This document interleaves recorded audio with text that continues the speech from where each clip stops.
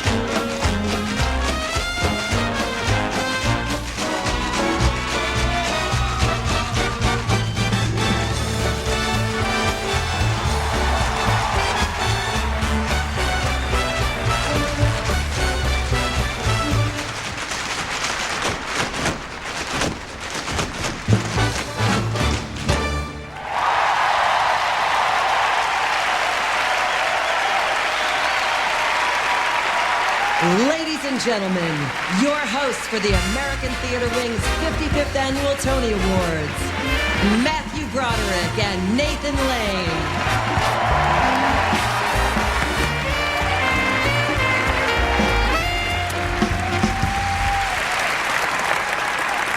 Oh, is this an exciting night? We are so excited to be here. We feel just like the Bush twins at happy hour. Oh, it's exciting! It's so exciting, ladies and gentlemen. You can feel the electricity. Good evening. Welcome to the 2001 Tony Awards. And how are you, little buddy? I'm drunk with power. Oh, really? Oh, yeah. Oh, yeah. I'm starring in a big hit show. Don't I know it? Oh. Hit of the century. Well, it's early yet, you know. Oh, no, little man. This is a mega hit. This is a juggernaut. Really? There will never be a bigger hit, and I will never be more powerful. I'm the king of the world. Oh, Matthew. No, please. Please, a little humility might help. That word is no longer in my lexicon. Really? This is a Mathew world, and you're just living in it. Oh. Don't hate me because I'm beautiful. Hate me because I'm Zeus, Jupiter, and Oprah combined. I'm the king of the world. All right.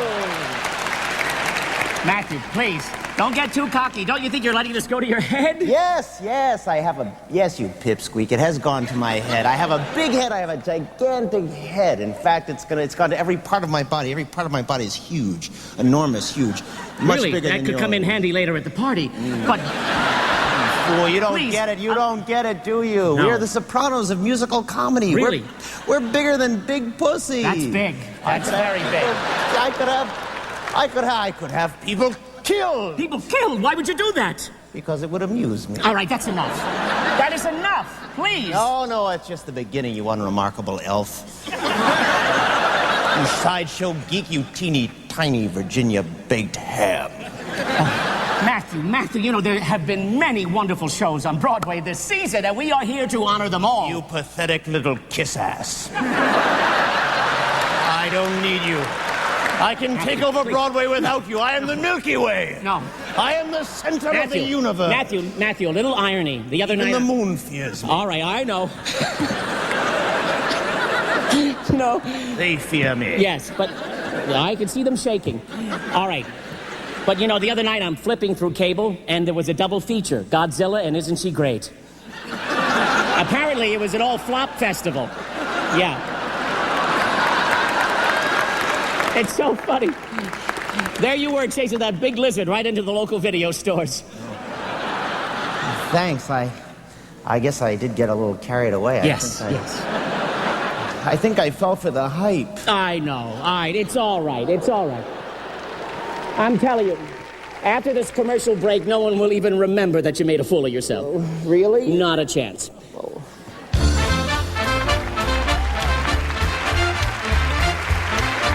The 55th Annual Tony Awards. Ladies and gentlemen, Miss Bernadette Peters. Miss Peters is a 6-time Tony nominee and a 2-time winner. Most recently for Annie, Get Your Gun. Thank you so much. Good evening. I'm so thrilled to be here, and especially since having done a few musicals of my own, I get to present the Tony tonight for the best revival of a musical. And you've already seen the tap dancing title number from this year's first nominee for best revival of a musical, 42nd Street. But let me now set the scene for the second nominee, Stephen Sondheim's Follies.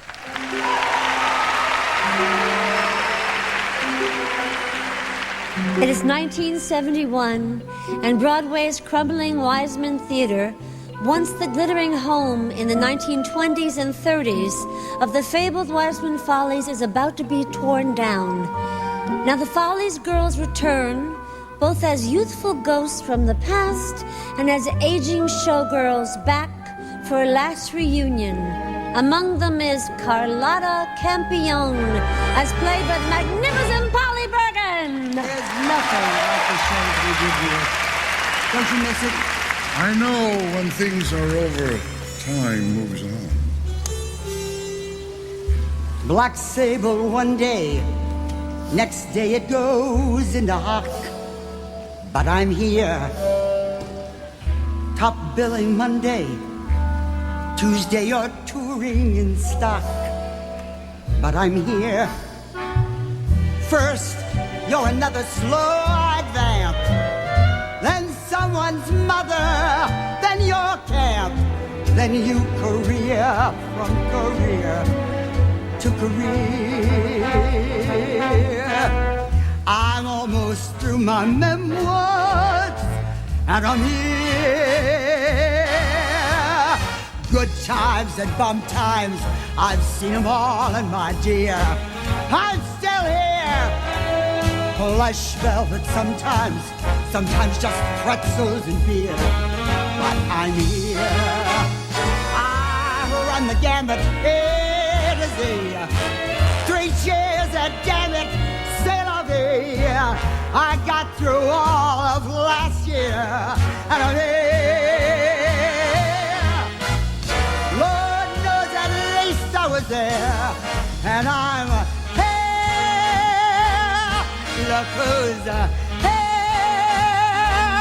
I'm scared.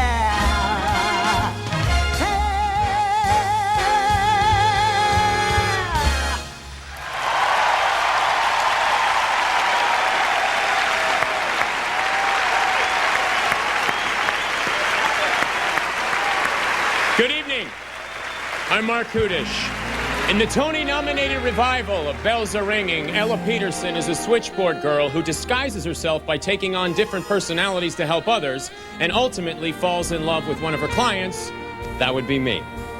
For fear of being discovered, she decides to wind up the masquerade and go back to the life that she once had. Here, as Ella Peterson, is the fabulous Faith Prince. Going back where I can be me at the Bonjour Tristesse Brassiere Company. And if anybody asks for Ella, Mella, or Ma, tell them that I'm going back where I came from, to the BT Brassiere Company. Goodbye, everybody. Goodbye, Madame Grimaldi. Goodbye, Junior Mallet. Santa Claus is hitting the road. Listen to your mama, mama, mama. Eat your spinach, baby. Eat your spinach, baby, by the load. So, goodbye, Max, to your dogs and your cats, to the Duke of Windsor and his Duchess. Ha! Goodbye, Barton, Kitchell, and Hastings. At last you're out of my clutches. I'll miss you, but you'll carry on. You'll never know that I'm gone. Ha! I'm going back where I can be me.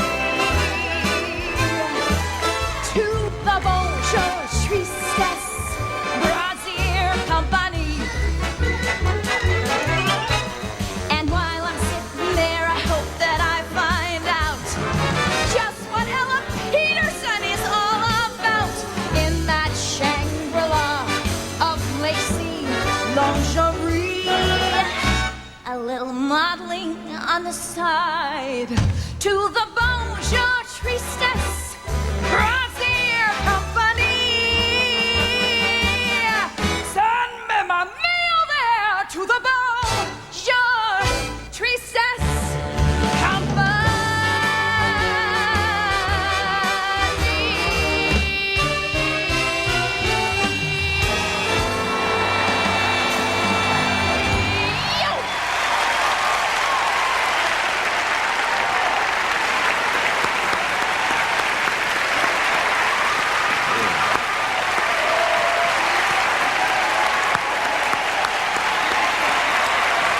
Hi, I'm Dick Cavett, and in the role of Dick Cavett, I narrate the Rocky Horror Show.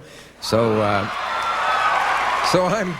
I'm surrounded by transvestites and transsexuals and dirty biker girls, and that's just the audience.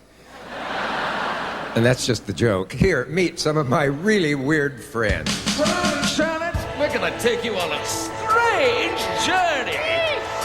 It's just a jump to the left.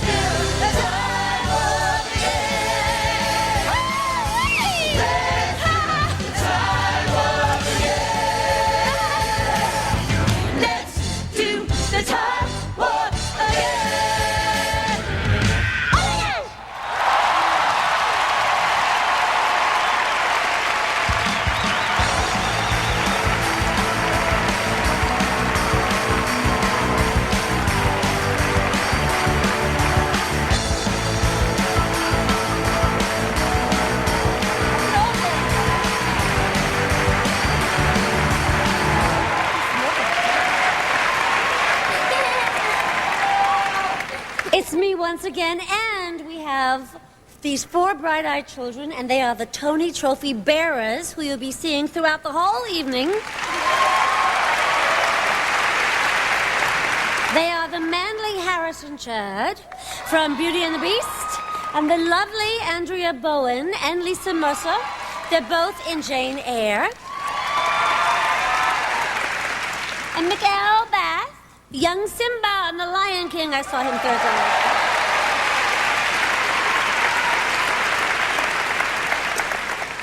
And now, once again, the nominees for Best Revival of a Musical are Bells Are Ringing, Where I can be. Follies, Lord knows at least I was there, and I'm here. 42nd Street, and the Rocky Horror Show.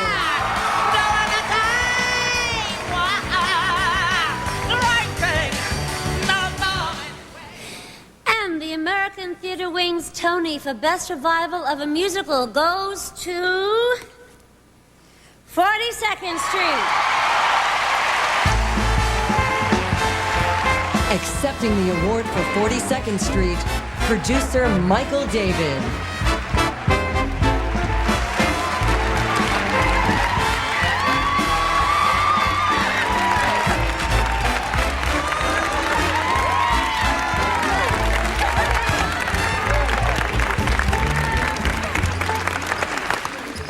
Oh, on behalf of all my producing partners, most particularly our Dutch partner, Joop van den Ende, who hatched this scheme, and the entire 42nd Street family, our profound thanks for lifting us up for just a moment this evening. So many share in this award. I will desperately try and remember a few. Al Dubin, Harry Warren, Michael Stewart, Michael Kumsty, Christine Ebersole, the entire cast, Jay Binder, Doug Schmidt, Roger Kirk, Paul Gallo, most particularly Mark Bramble and Randy Skinner, who, inspired by the singular artistry of Gower Champion, put this together.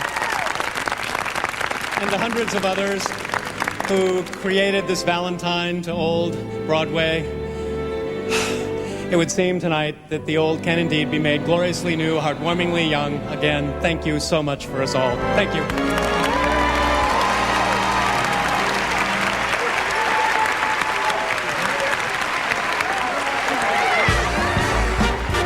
And now, Gina Gershon. Miss Gershon is currently appearing on Broadway in the Tony Award-winning revival of Cabaret.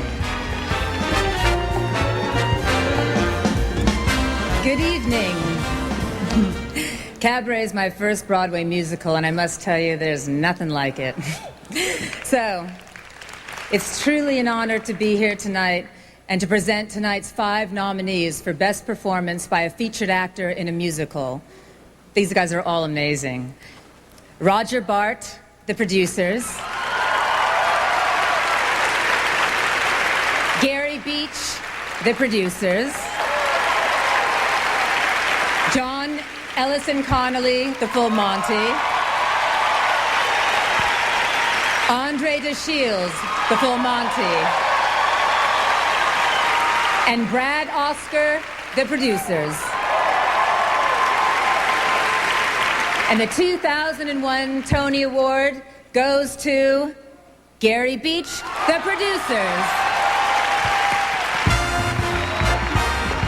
This is Mr. Beach's first Tony Award.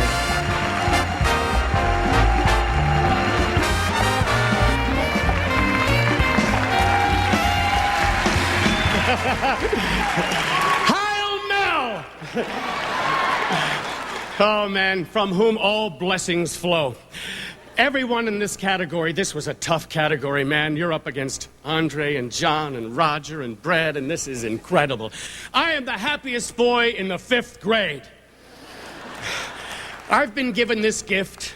Believe me, I know it. It's an incredible thing. All of you kids up there in the Upper West Side watching this on television, stick with it. It could happen to you. Mom, get better. I love you. Ladies and gentlemen, Doris Roberts, the distinguished veteran actress of film, television, and the theater, made her Broadway debut 46 years ago in 1955. Since I was a 5-year-old kid and sat way up there in that balcony, I had a dream, and it was this. Today, on this stage! Good evening. Oh, it seems like, what? 20 years ago. What is way beyond that? All right. I am delighted to be joining here in tonight's Broadway celebration, this glorious celebration of the best in the theater. The 5 nominees for Best Performance by a Featured Actress in a Musical: Polly Bergen, Follies; Kathleen Freeman, the full Monty; Katie Huffman, the producers; Kate Levering, 42nd Street, and Mary Testa, 42nd Street. And the 2001 Tony is awarded to Katie Huffman. This is Miss Husman's first Tony Award.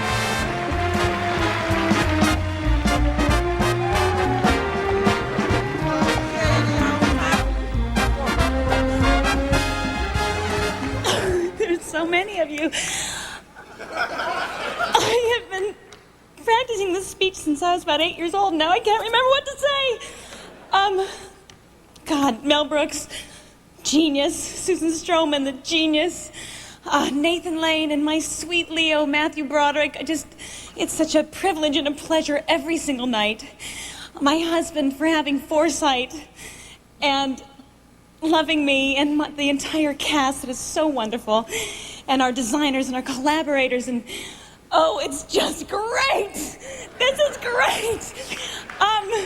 I have to thank Laura and Cindy for getting me through it every night, the faculty of GADA, my mother and my brothers, and I'm forgetting saying Vinnie Liff for remembering me, and I just love everybody. Thank you so much.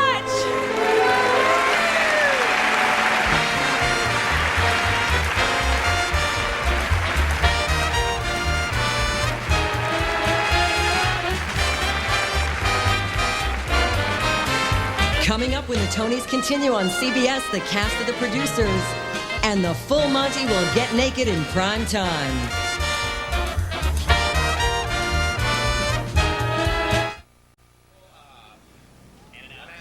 Ladies and gentlemen, Mr. August Wilson, one of America's most honored and distinguished playwrights. Mr. Wilson has twice been awarded the Pulitzer Prize. As I journey through my cycle of plays chronicling African Americans in the 20th century, characters sometimes reappear. King Hedley, the son of Hedley from Seven Guitars, is struggling to make a useful life for himself in Pittsburgh's Hill District in 1985. It is a time of urban decay, and life is not easy for King and his family. His wife, Tanya, is pregnant, and despite life's hardships, King is thrilled at the opportunity to bring another generation of his family into the world.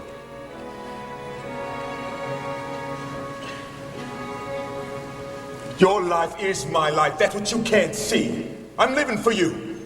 That's what I told you when we got married. I love my Tonya. That's what I told the minister. I said, my life is your life. Love got to mean something. If it don't mean that, what do it mean? I'm talking about that's my baby. Now you done went down to the place to get an abortion without telling me. You can't just go get rid of it. Why? Look at Natasha. I couldn't give her what she needed. Why want to go back and do it again? I ain't got nothing else to give. I can't give myself, how I'm gonna give her? I don't understand what to do, how to be a mother. You either love too much or don't love enough. Don't seem like there's no middle ground. I look up, she's 10 years old, I'm still trying to figure out life, figure out what happened. Next thing I know, she grown talking about she a woman.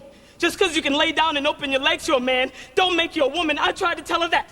She's a baby. She don't know nothing about life. What she know? Who taught her? I'm trying to figure it out myself. Time I catch up, it's moved on to something else. I gotta watch her being thrown down a hole. It's gonna take her a lifetime to crawl out, and I can't do nothing to help her. I gotta stand by and watch her. Why do you wanna go back through all that? I don't wanna have a baby that's younger than my grandchild. Who turned the world around like that? What sense that make?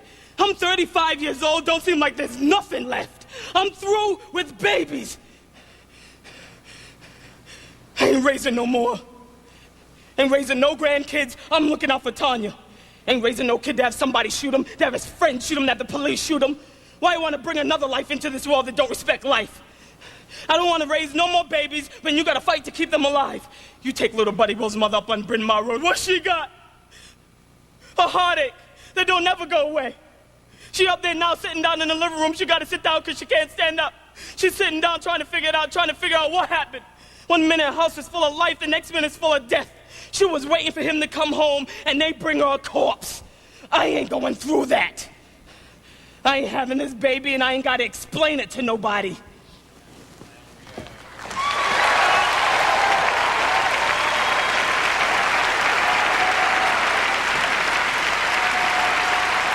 Ladies and gentlemen, Edie Falco.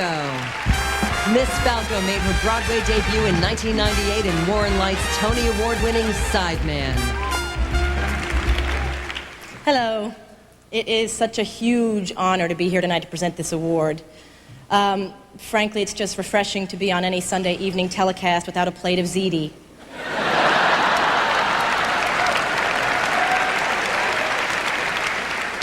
The nominees for Best Performance by a Featured Actor in a Play are Charles Brown, King Hedley II. Larry Brigman, Proof. Michael Hayden, Judgment at Nuremberg. Robert Sean Leonard, The Invention of Love.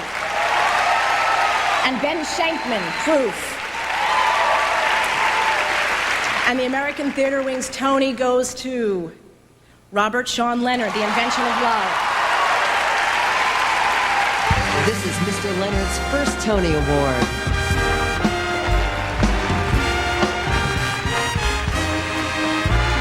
Thank you so much. When I was younger, I saw The Real Thing, and it changed my life. This is unreal for me. Thank you, my friends Bernie Gersten and Andre Bishop and Lincoln Center for believing in this play. And thank you, Jack O'Brien, for believing in me. And for Richard Easton for making it easy.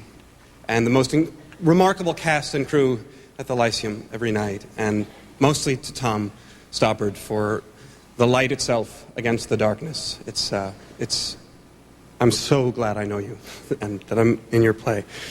Thank you all very much. This means a great deal to me. I love New York and I love theater. Thank you so much for this.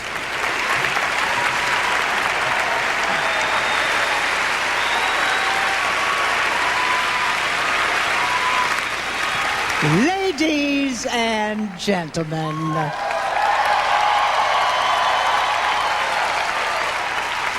I'm afraid I have some bad news.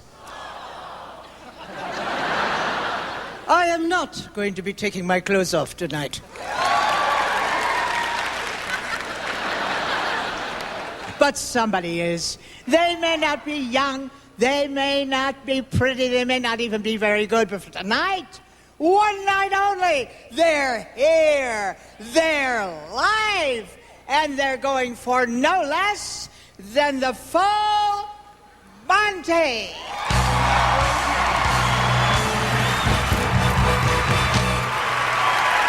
Oh my God, Radio City Music Hall.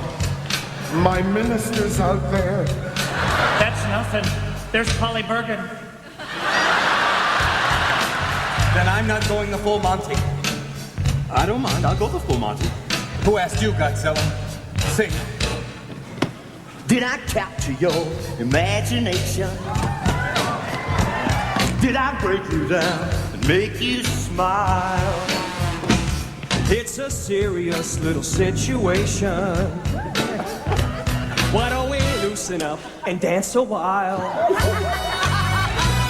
You need a loose-lipped lover with a heart of honey. You need a sex cadet when duty calls. I love you, Harold! Come on, show me all your bare-faced beauty. Go, Dad! All the way! I wanna see our shadows bouncing off the walls. Let it go, loosen up, yeah, let it go. Let it go, it's alright. Let it go, shake it up now, let it go. You just tell me when you think you're ready. You haven't got the guts, Lakowski! Yeah, I brought my telescope! Hey, I'll tell you what you can do with your telescope! How are you, lady? I'm his wife! Let it go, loosen up, yeah, let it go. Let it go, it's alright. Let it go, shake it up now, let it go. You just tell me when you think you're ready. Show us what you're made of! Let it go, loosen up, yeah, let it go. Let it go, it's alright. Let it go, shake it up now, let it go. The whole world is watching! This is better than the Bills! Let it go!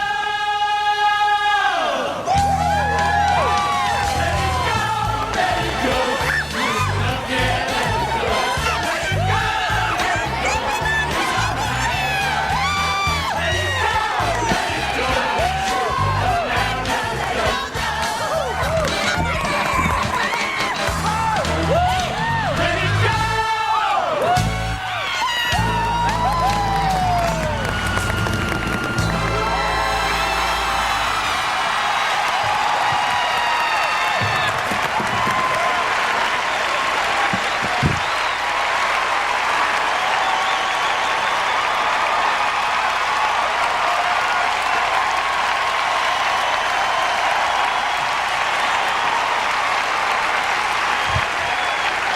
And now, Joan Allen.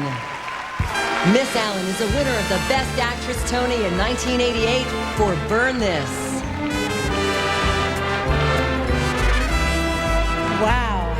and go.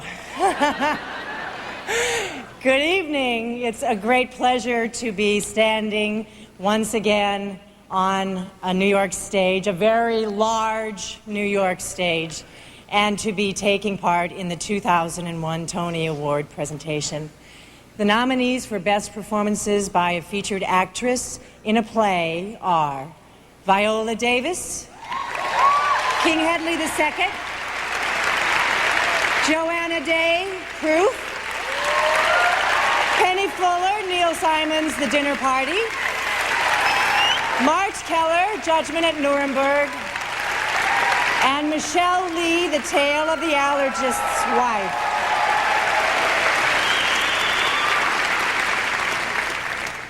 And the 2001 Tony Award goes to Viola Davis for King Hedley II.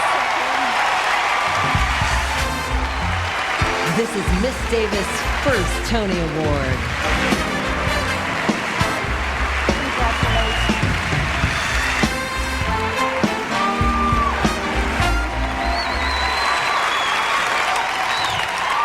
There, but for the grace of God go I. I'd like to thank God for the following: for the joy of my work, and that includes the cast of King Hedley, director Marion McClinton, August Wilson.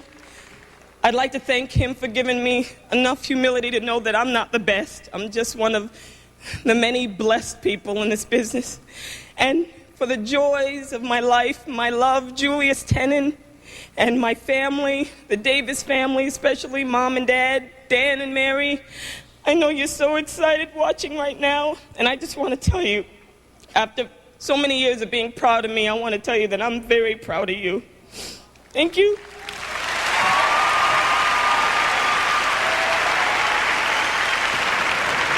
Good evening. I'm Isabel Stevenson, chairman of the board of the American Theater Wing. I'm standing in the heart of New York's theater district, and around me are young high school students who are about to go in to see a real live Broadway show. This is part of the Wing's wonderful Introduction to Broadway program. And here to tell you more about some of the Wing's many programs is my friend Henry Winkler. Thank you. Thank you, Isabel. Just on a personal note, next Sunday is my last performance with John Ritter of The Dinner Party. It will, of course, go on at the Music Box with our terrific colleagues. But I just wanted to thank you for making us a part of this Broadway family. The American Theater Wing is an organization that takes pride in making everyone feel at home in the theater through excellence. Its devotion to excellence. And among its many programs is the Wing's Guide to Careers in the Theater. It's a series of videotaped interviews with well-known theater professionals who explain how to prepare yourself for a specific career in the theater. And another one is the Wing's televised Working in the Theater seminars, which bring together a panel of the theater's leading performers, directors, choreographers, producers, in order to tell you about the nuts and bolts reality of putting on a musical or a play. Isabel, you look wonderful. Thank you. Thank you very much. Isabel, all of us in the theater take a deep, grateful pride in the wonderful work that you and the Theater Wing does for all of theater. Thank you very, very much. Thank you. Thank everybody.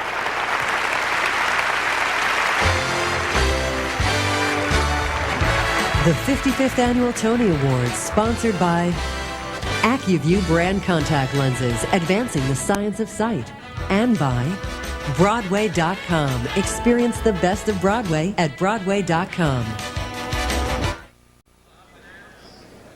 And now, playwright David Auburn. Mr. Auburn won the Pulitzer Prize earlier this spring for his first play done on Broadway, tonight's nominated Proof. In Proof, Catherine has spent years caring for her brilliant but unstable father, a famous mathematician. On the eve of her 25th birthday, as she struggles with questions about her own mental state, she's also drawing closer to Hal, one of her dad's former students. What do you do for sex? What? At your conferences. Isn't that why people hold conferences? Travel, room service, tax-deductible sex, and big hotel beds. Maybe, I don't know. So what do you do, all you guys? Well, we are scientists. So? So there's a lot of experimentation.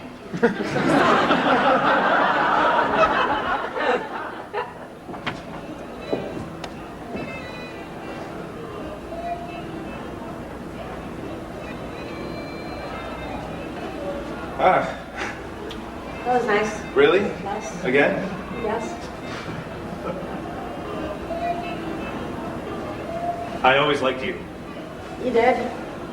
Even before I knew you, I'd catch glimpses of you when you visited your dad's office at school. You came here once, 4 years ago. Remember? Yeah, I can't believe you do.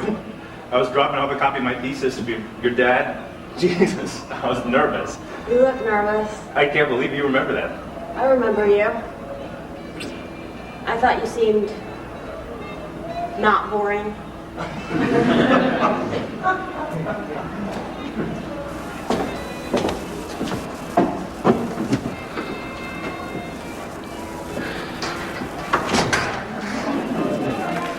Ladies and gentlemen, Miss Donna McKechnie. She won a Tony for Best Actress in a Musical as the original Cassie in a chorus line. Ed Kleban and I met when he was writing lyrics to an original musical that I was part of. The songs were based on the true stories of dancers, and we were amazed how he could express our feelings about dance in his poetic lyrics.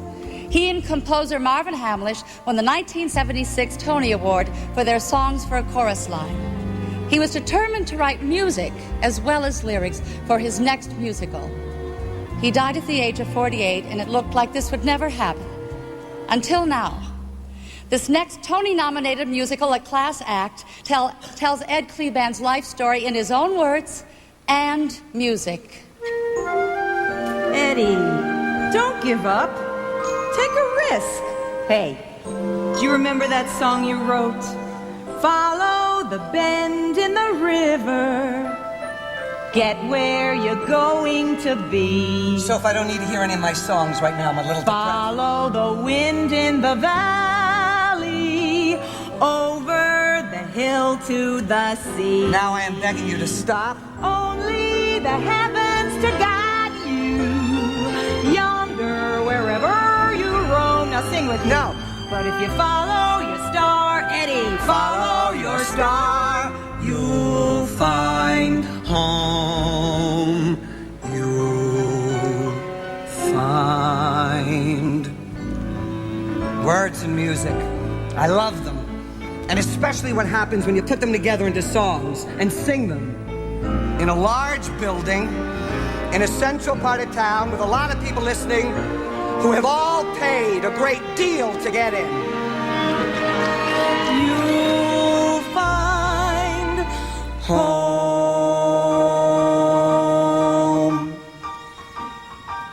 And the Tony for Best Score goes to Marvin Hamlish and Ed Kleban, a chorus line.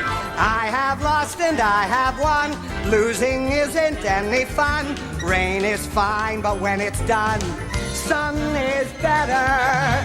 Way to go, Ed. Thanks, Felicia. See, I told ya. I've been poor, I've been rich. Rich is better. Fancy or not a stitch, which is better? I've been fire, I've been ice. I've been naughty, I've been nice. I've been naughty once or twice. Twice is better. You and I is better, morning, night, and noon. Better soon than late, better now than soon. Life is short, what is today is better. Don't be long from the whole way is better. Darling, love is better, and it's time you guessed. When you've convalesced, here's what I suggest. Take a big deep breath and settle for the last. Article 3 of Ed's will. It is my wish to leave the songs I value most to the friends I value most, including my song, self-portrait. He wished that we could take him home and take the time to work him out. Say yes, there he is. Yes, that's what he's about.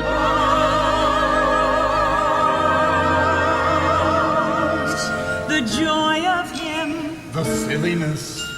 the hell. I'd love for you to know me.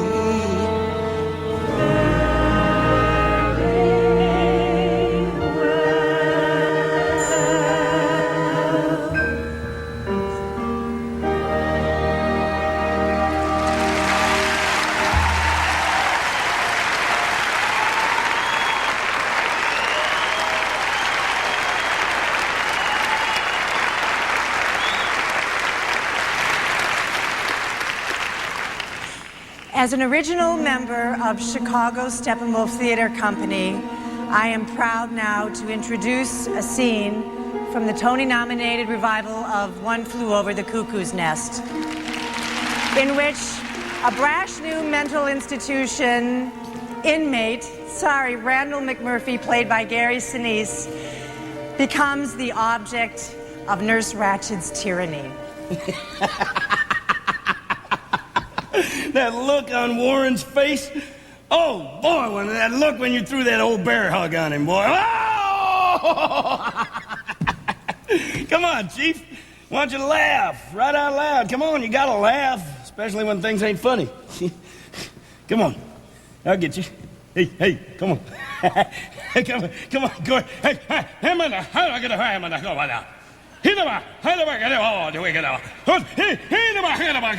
come on, buddy, come on. Yeah, there you go. That's the ticket. That's the way you keep yourself in balance.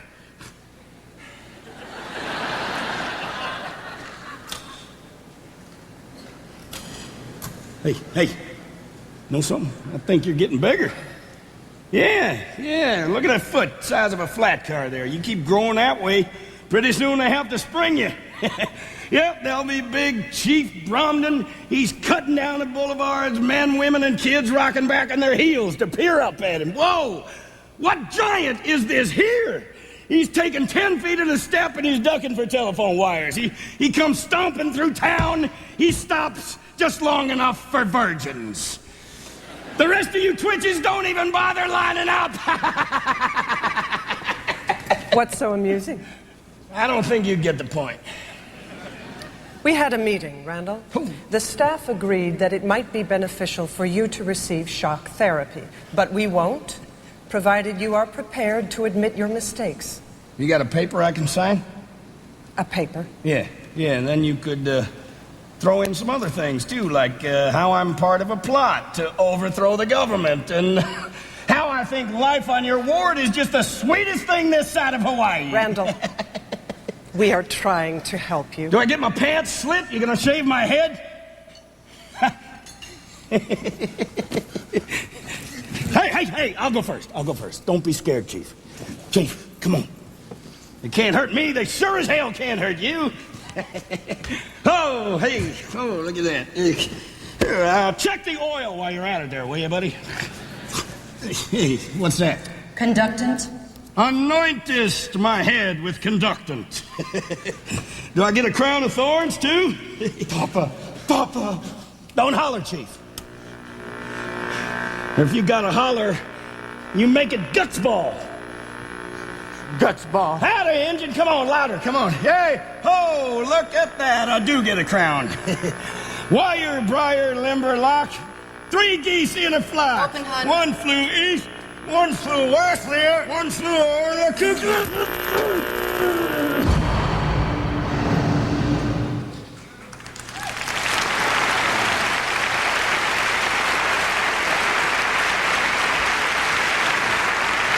Coming up when the 55th Annual Tonys continue on CBS. Nathan Lane and Mathew Broderick with the off-the-wall cast, The Producers. See what the furor is all about.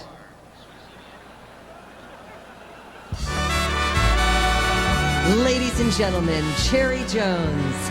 A 1995 Tony winner, Miss Jones will soon be returning to Broadway in Shaw's Major Barbara. This year's third nominated musical is Jane Eyre. In this elegant and dramatic production, the young governess Jane and the strangely troubled master of the house, Edward Rochester, fall in love. But she does not yet know his dark, disturbing secret. Ladies and gentlemen, James Barber and Marla Schaffel. Damn the passion, damn the skies, damn the light that's in her eyes. I know too well what it has laid before. She saves me, but I can't be saved. Frees me, but I'm still enslaved. Now I battle what I most adore. Oh, let me sail away and make this vow that what my heart wants I will not allow. For a siren's call the sailors, she calls me now. God save him if he can be saved. Free him if his soul's enslaved. Clear the clouded refuge of his mind. Quell his anger, calm his scorn. Let his spirit be reborn. Let him gather sight where he is blind. And I sail away the ghost of shame that on his path must I am blind and free. For a siren's call the sailors. She calls to me. I cannot stand another knock. My body dashed upon the rocky shore. The darkness that invades my soul, it sucks my blood, it takes control. Well, I will not endure it anymore. Damn the passion, damn the skies, damn the light. I cannot breathe. I cry his tears. She saves me, but I sense the secrets of his past. I feel his fears, and I believe the ghost of shame that on his soul will take their turn. The pain must Silence call the sailor. God bring She calls me now.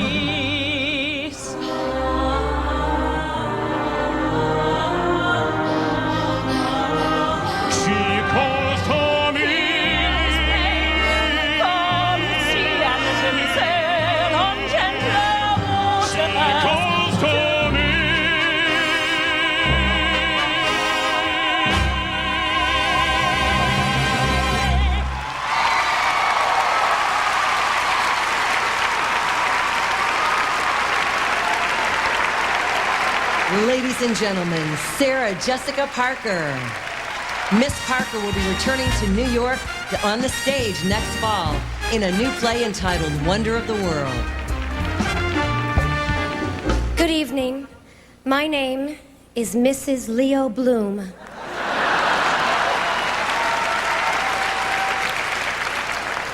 And I am very honored to be here tonight to present the Tony Award for Best Revival of a Play. We've already presented a scene from one of the 4 nominated plays. One Flew Over the Cuckoo's Nest, starring Tony-nominated Gary Sinise. I know you, but I don't recognize you. Cigarettes worth a quarter. The other 3 nominees are Betrayal, Harold Pinter's brilliant theatrical stunt, the story of an adulterous affair told backward in time. That is, the play begins in the present with a scene in which the 2 lovers have ended their long affair and wind up years earlier with a scene in which they first meet. Starring John Slattery, Tony-nominated French star Juliette Binoche, and Liev Schreiber. Gore Vidal's The Best Man. In a production that starred Spalding Gray, Chris Noth, and the great Charles Durning, The Best Man, originally done in 1960, has to do with political wheeling and dealing in smoke-filled hotel rooms during a presidential nominating convention. The play depicted American politicians as a pack of two-faced, lying, double-crossing scoundrels, which, of course, we all know is ridiculous. The search for signs of intelligent life in the universe. This one-woman play by Jane Wagner won a Tony for the one woman who played it, the fantastic Lily Tomlin, when it was done on Broadway in 1986. Lily Tomlin was back at it again this season and once again brought down the house with her crazy bag lady and mad gaggle of assorted other off-the-wall satirical characters. And the 2001 Tony Award for Best Revival of a Play goes to One Flew Over a Cuckoo's Nest. accepting the award for One Flew Over the Cuckoo's Nest, producer Michael Levitt.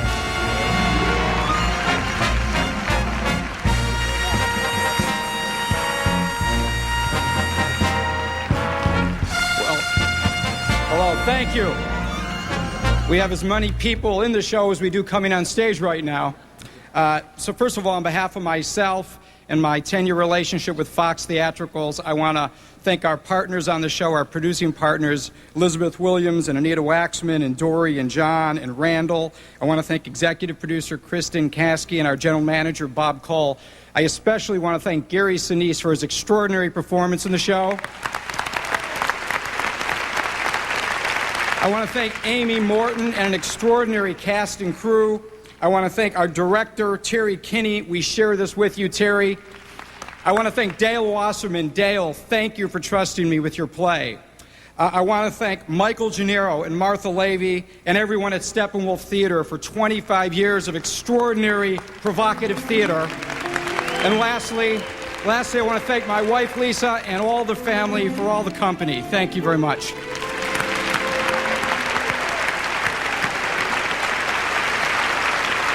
Ladies and gentlemen, playwright Charles Bush. Mr. Bush is the author of The Tale of the Allergist's Wife, which is nominated tonight for Best Play of the Year. Thank you very much. I thought it'd be fascinating to take the people I grew up with, my family, our neighbors, and place them in an outrageous and even mysterious situation that would challenge their perceptions of themselves and hope they'd still speak to me.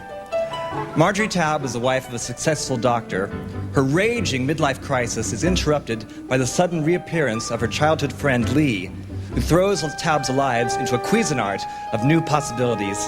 Here is The Tale of the Allergist's Wife. You are both so adorable. I love the way you finish each other's sentences. Do we? Really? I'm going to say something very shocking. We're sophisticated people. Shock us. I can't decide which of you I'm more attracted to. Now, Marjorie, don't get off a toast. You can't tell me you've never had a crush on a woman. A school teacher, a playmate, the girl at the Clinique counter at Saks. She has a very aristocratic neck. I like looking at her. Haven't you ever wanted to move closer to that sales girl at Saks and stroke that beautiful neck? No, I never give it a thought. I just ask for the astringent. You know what I did this morning? I took a bath and I turned on the jacuzzi. I'd like to get the two of you into that absurd marble tub and bathe and perfume you and pamper you like spoiled courtesans in a seraglio. We both have allergic reactions to many floral scents. Oh, Eyre, you're a doctor. You can't be afraid of nudity. My own? Yes. I think you have the wrong idea about us. We're not swingers. I have an idea. I'll be right back. We may be in over our heads, Eyre.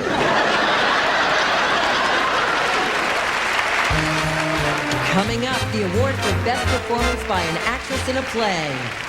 And now, live through the magic of the amazing AccuView camera, let's sneak a peek at what actually goes on backstage at the music hall during the Tonys telecast. And go. You look so young. Have you had work done? Oh, you know, just some surface stuff, touch-ups. Collagen? Well, no, not collagen, really. It's more like dessert. Oh. How do you think it's going so far? Oh, it's going great. It's going great, except Anne Bancroft keeps hitting on me. Really? Yeah. You too? Yeah. Did she offer to do you a private reading from The Graduate? No, Golda. Ooh. Oh, my God. Is that Dick Cavett? Quick, hide.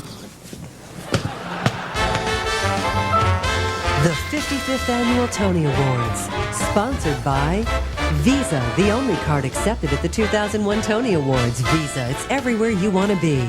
And by new Dove Daily Cleansing Cloths for soft, hydrated skin. Ladies and gentlemen, Gwyneth Paltrow.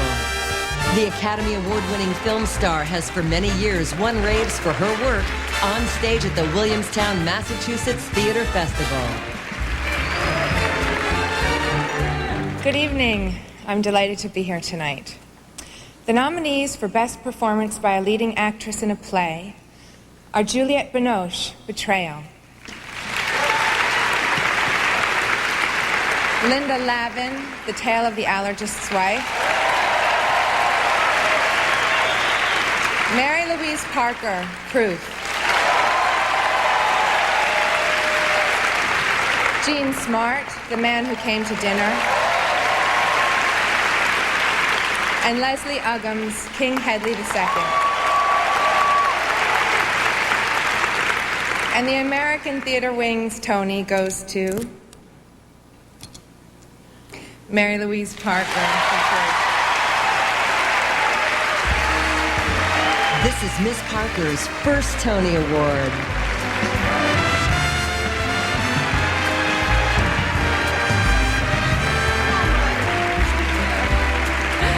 Oh, golly. Thank you so much. I just want to quickly thank my family, my wonderful parents, Norman Renee, Frank Frateroli, my treasurer, Billy Crudup, Manhattan Theater Club for uniting me with David Auburn and Dan Sullivan and Johanna Day and Ben Shankman and Larry Brigman. I owe them just everything. And to Gene Parsagan and Troy Nenkin and the Edge Theater, thank you so much. And to everyone I've ever worked with in the theater, just thank you for this work that's just so magic and so worth it. Thank you.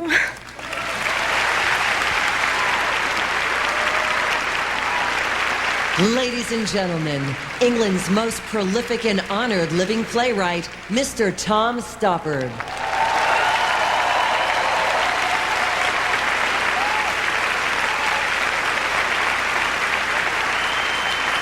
Good evening. The Invention of Love deals with the life of the English poet and scholar A.E. Housman. It's a dream play. We see Housman at the end of his life and also as a young man. We begin in 1936 with Housman's death as the mythical boatman Charon awaits him on the river Styx. Are we waiting for someone? A poet and a scholar is what I was told. I think that must be me. It sounded like two different people. I know. Housman is spirited back to his student days at Oxford University, where he fell in love with his classmate, Moses Jackson, and with classical literature, becoming a foremost interpreter of Latin and Greek poetry. Give me 1,000 kisses and then 100 more. And then another 1,000. And add 5 score. While Housman's contemporary Oscar Wilde is persecuted for the love that dare not speak its name, Housman's love goes unrequited, and he spends the rest of his life immersed in scholarship. If I had my time again, I would pay more regard to those poems of Horace which tell you you will not have your time again. Life is brief and death kicks at the door impartially. Who knows how many tomorrows the gods will grant us? Ladies and gentlemen, Reba McEntire.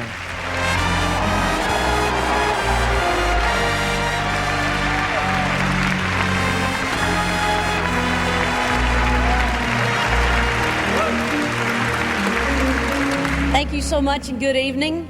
A few years back, before there were Tony Awards, in 1946 to be exact, a musical opened on Broadway that starred one of the greatest stars in the history of American musicals. Her name was Ethel Merman, and the show was Irving Berlin's Annie Get Your Gun. The performer who took over the part when Ethel left the show was Mary Martin. Well, history has a way of repeating itself when it comes to one performer stepping in for another during the long run of a hit show. And inheriting Bernadette Peters' Annie is something that I will always be grateful for. Being on Broadway is an experience I'll never forget, and I thank you all.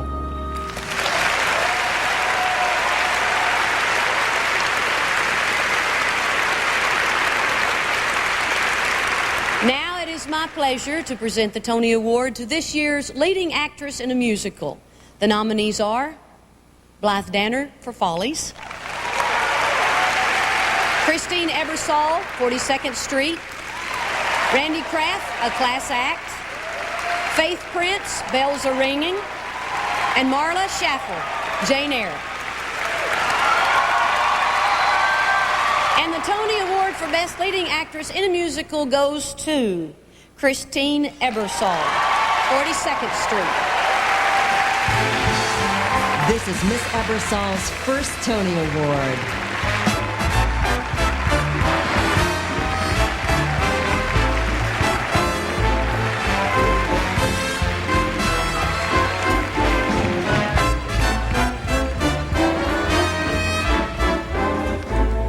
Thank you so much. This is such a great honor. I want to thank the Dodgers, Joop van den Ende Stage Holdings, Mark Bramble, Jay Binder, the amazing cast of 42nd Street, the technicians, the musicians, and the crew. I want to thank my husband, Bill, who makes it all possible. I want to thank my beautiful children, Elijah, Maymay, and Aaron. I want to thank my brother, Tony, and I want to thank my mom, who was my first musical teacher. But this one's for you, Pop. Even though you're not here in the flesh anymore, I know you're cheering me on every night, because now you got the best seat in the house. Thank you so much for this honor.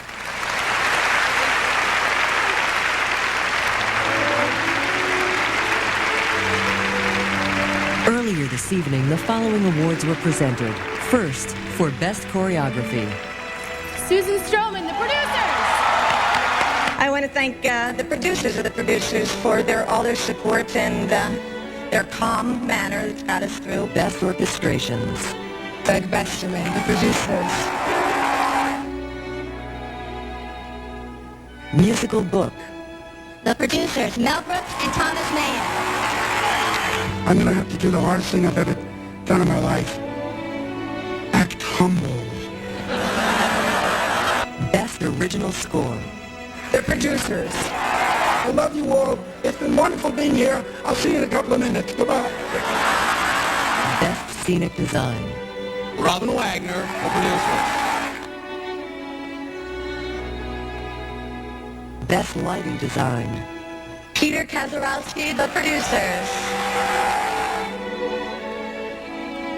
The next award was for Costumes. William Ivy Long and the producers.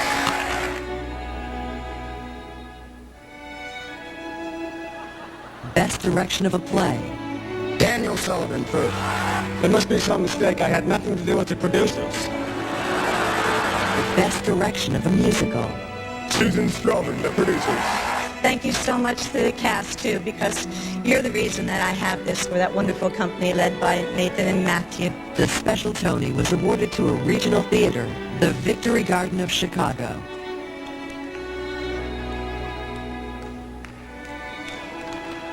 And also awarded earlier tonight in a brand new category. A Tony for Special Theatrical Event was presented to the producers of Blast, Bill Cook and James Mason. Coming up, a rousing number from the producers. The 55th Annual Tony Awards, sponsored by Nice and Easy Hair Color. It works with your own tones and highlights to give you the most natural looking color for you. And that's the best color there is. Clairol, a beauty all your own. Ladies and gentlemen, Audra McDonald. The youthful Miss McDonald is already a 3-time Tony Award winner.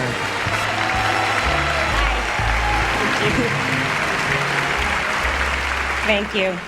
I'm going to hurry it up because we don't have a lot of time left. But I'm really thrilled to be here tonight to present the award for Best Leading Actor in a Play. The 5 nominees are Sean Campion for Stones in His Pockets, Richard Easton for The Invention of Love, Conleth Hill for Stones in His Pockets, Brian Stokes Mitchell for King Hedley II, and Gary Sinise for One Flew Over the Cuckoo's Nest. And the Tony Award goes to Richard Easton, The Invention of Love. This is Mr. Easton's first Tony Award.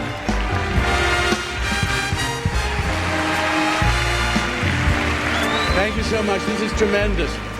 I salute Tom Stoppard, Jack O'Brien, and Lincoln Center.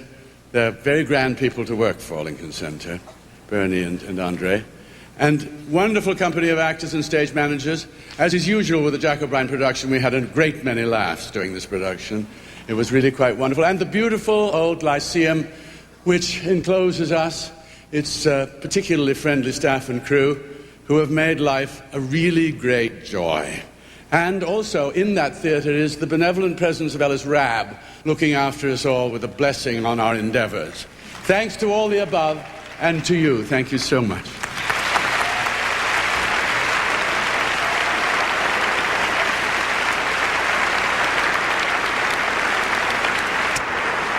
Pigeons wearing Nazi armbands, scantily clad chorus girls popping out of filing cabinets, and a gay Hitler doing his impression of Judy Garland at the Palace.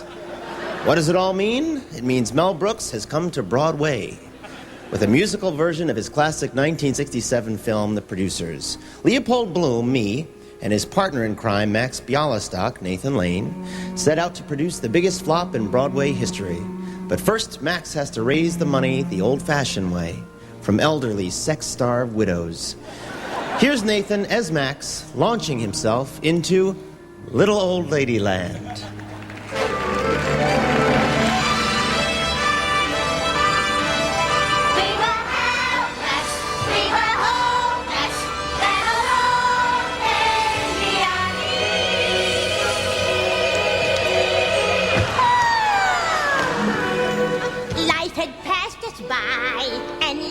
Stolen away.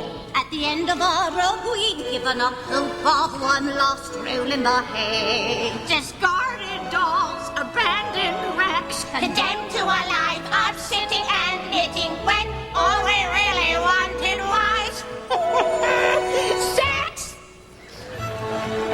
Ah, did you bring the checky, my little turtle dove? Yes, Bialy, I made it out just like you told me to the title of the play, Cash. That's a funny name for a play, Cash. Yes, so was the Iceman Cometh. First, Bialy, can we please play one dirty little game? All right, what? Let's play the hairless Chihuahua and the well-hung Great Dane. Oh. Are you on some kind of medication? You're killing me. I'm exhausted. Please, let's play one game where there's absolutely no sex. What? How about the Jewish princess and her husband?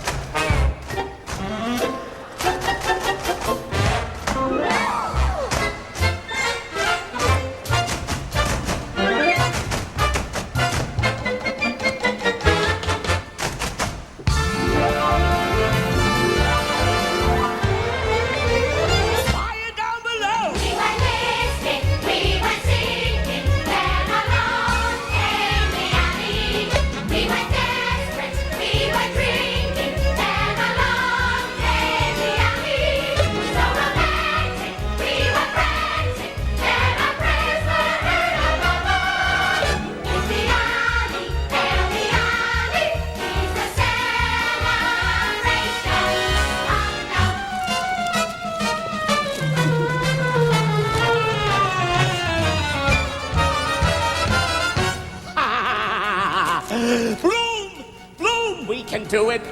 We can do it. We can make $1 million. Bialystock and Bloom, Bialystock and Bloom, the show's a go. We raise the money, we're on our way. Keep it gay, keep it gay. We can do it. We have our bag. No other day. Gay, gay.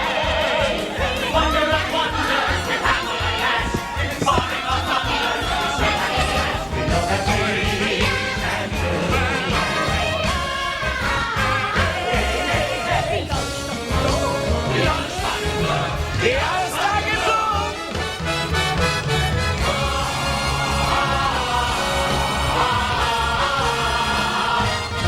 it. We can do it.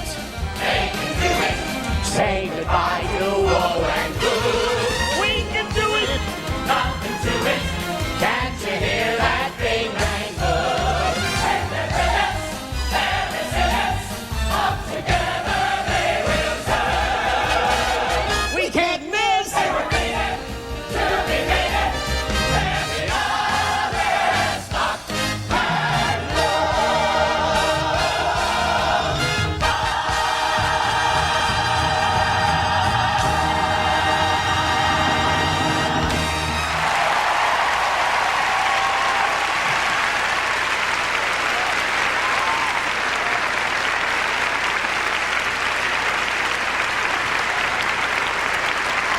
Ladies and gentlemen, the one and only Dame Edna Everage.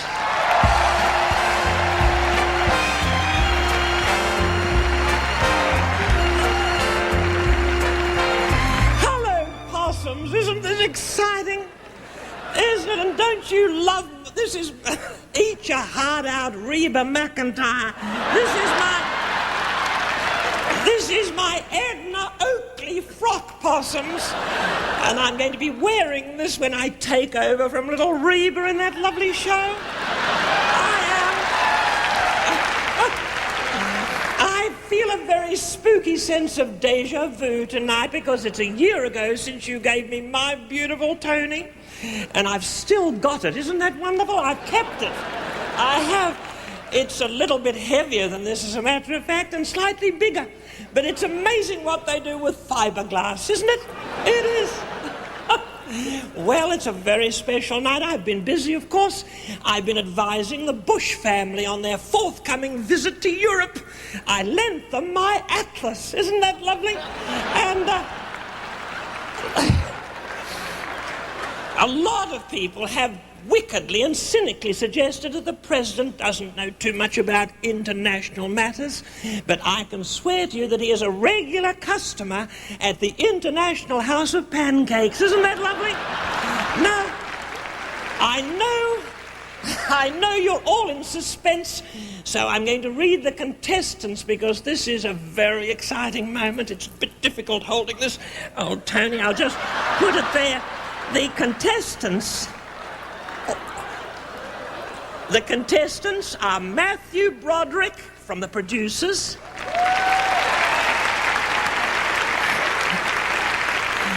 Kevin Chamberlain, Seussical, the musical, Tom Hewitt, the Rocky Horror Show, Nathan Lane in the producers, and Patrick Wilson in the full Monty.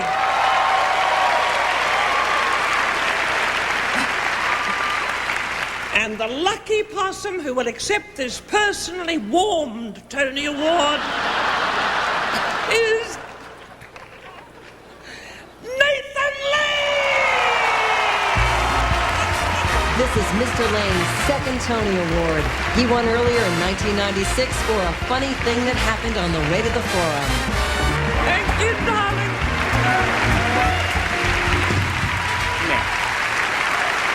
Thank you. Thank you.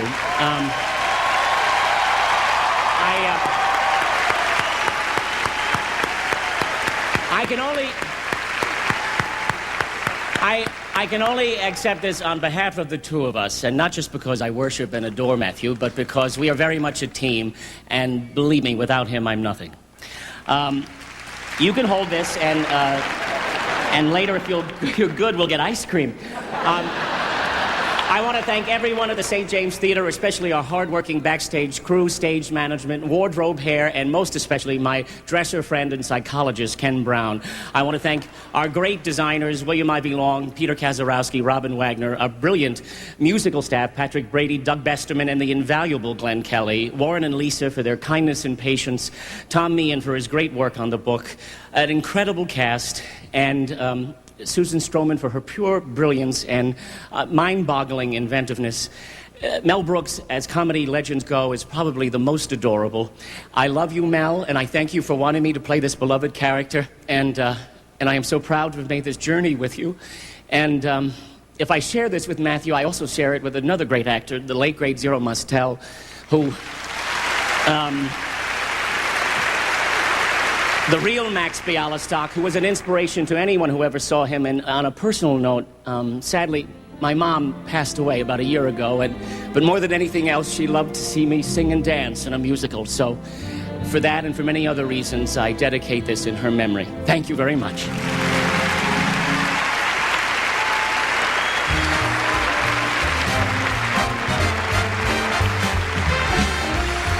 The 55th Annual Tony Awards, sponsored by Broadway.com. Experience the best of Broadway at Broadway.com. And by AccuView brand contact lenses, advancing the science of sight. And now, Natasha Richardson. Miss Richardson won a 1998 Tony for Best Leading Actress in a Musical for her performance as Sally Bowles in Cabaret. Good evening. Thank you. I'm so honored to be here tonight to present the Tony Award for Best Play of the Year. The 4 nominees are, once again, The Invention of Love,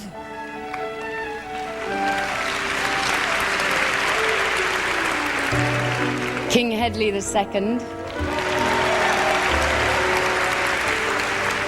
Proof, and The Tale of the Allergist's Wife.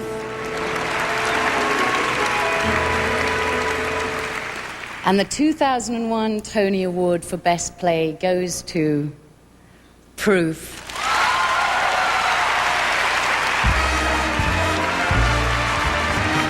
Accepting the award for Proof, author David Auburn and producers Lynn Meadow and Barry Grove.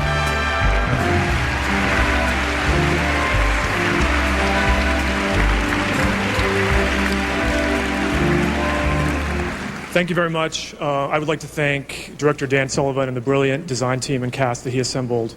Larry Brigman, Mary Louise Parker, Ben Shankman, Johanna Day, a wonderful cast. Everyone at Manhattan Theater Club who worked so hard on this show, and I would like to thank my parents and my wife Fran for their love and support. Thank you. This is thrilling. Proof began its journey here about 2 years ago at the Manhattan Theater Club, and it was brought lovingly to life by such a wonderful company, talented director, actors, and a great design team. It was the second play that David Auburn had produced, the second play that he wrote, and I just hope that the success and recognition of Proof will encourage and inspire more young artists out there to find the thrill and privilege of working in the theater. We want to thank our chairman, Peter Solomon, and the terrific MTC board for their support all year long, and 6 great producing partners, Roger Berlin, Carol Shorenstein Hayes, Drew Jamson Theaters, Bill Haber, Darryl Roth, and Stuart Thompson. Thank you all very much.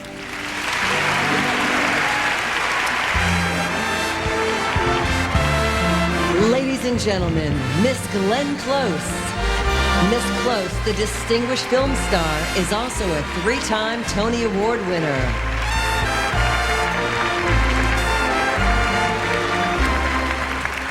Thank you. Good evening. It's my great privilege to be presenting the final award of the evening for Best Musical of the Year. You've seen excerpts earlier tonight from each of the 4 nominated musicals, but once again they are A Class Act,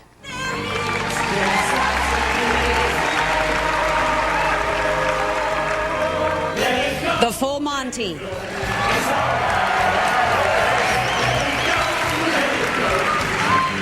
Jane Eyre,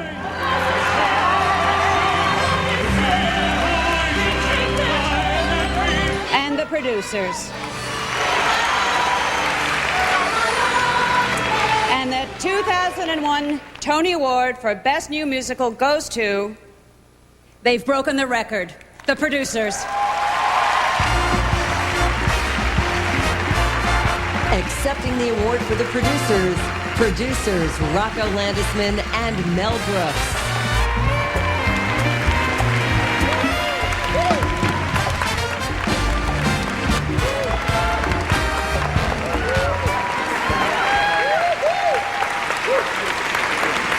Well,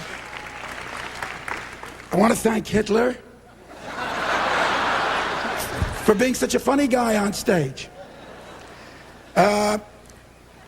These are the current producers of The Producers. There's a lot of them. But there was one back in 1967. His name was Sidney Glazier. Sidney Glazier is still with us. He's a great guy. I love you, Sidney, if you're listening.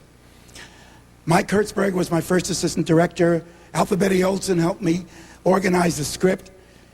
Those were great times. My wife encouraged me to stay with it and write my first screenplay.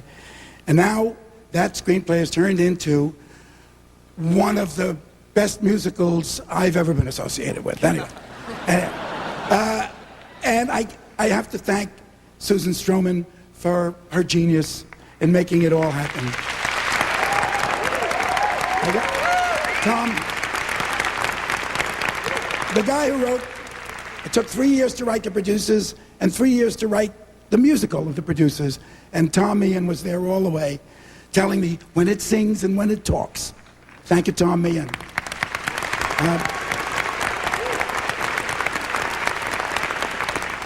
Nathan Lane and Mathew Broderick are just a gift from the gods. I mean, those guys, they're tops and taps. They're better than eating pizza and watching Top Hat. I mean, those guys are the best. And there's Katie Huffman and Gary Beach and Roger Bart and Brad Oscar. There's guys that can't win, should win, I don't know, make another category for cute, wonderful, talented guys. Anyway, behind me, you see a phalanx, an avalanche of Jews who have come with their talent, their money, but most of all, their spirit and their love for the theater. And that's what brings us all together tonight. We all love this thing called the theater. And I'm so proud to be a part of it. I'm not choking up, I'm just dry. But I just want to thank everybody behind me. It would be foolish of me to try and name them all. You should have worn signs. But there's a Weinstein. One of the Weinsteins is at the end. There's a Scott Zeiger. There's a Miles. There's a Robert Silliman. Over here is a Frankel. There's a Richard Frank. There's a Tom Bertel. There's a Baruch, not Baruch. There's every show has got a Rocco Landersman and Jim Stern and Rick Steiner, and there's another Weinstein at the end, and Myers, Doug Myers. God bless you all. It's been wonderful working with you. See you next year. Tony Honors for Excellence in Theater were presented earlier tonight to Betty Corwin and TOFT, Todd London and Seth Gelblum, John Willis. A special Tony Award for Lifetime Achievement in the Theater was presented earlier tonight to Paul Gemignani.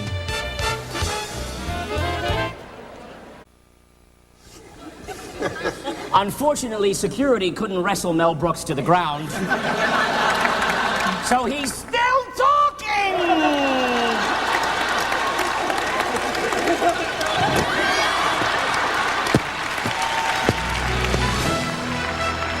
Log on to www.tonys.org for more Tonys action.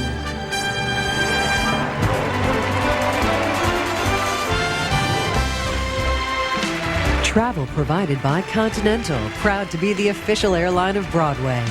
Continental Airlines. Work hard, fly right.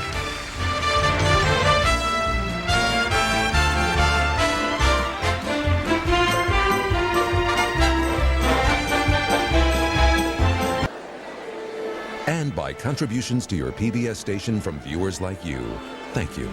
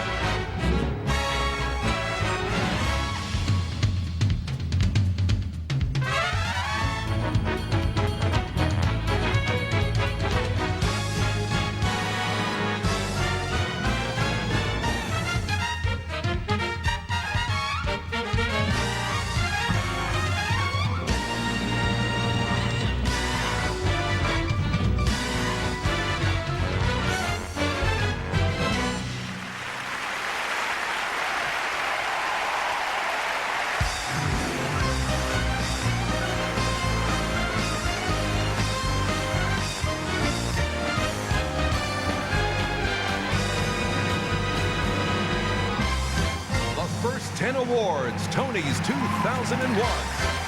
It's the 55th Annual Antoinette Perry Awards, presented by the American Theater Wing and the League of American Theaters and Producers. Starring Nathan Lane and Mathew Broderick, Heather Hedley, Kristen Chenoweth, Lily Tomlin, Jane Krakowski, Eric McCormick, Brian Stokes Mitchell, and Gary Sinise. And now, live from Radio City Music Hall in New York City, your hosts for the evening, Nathan Lane and Mathew Broderick.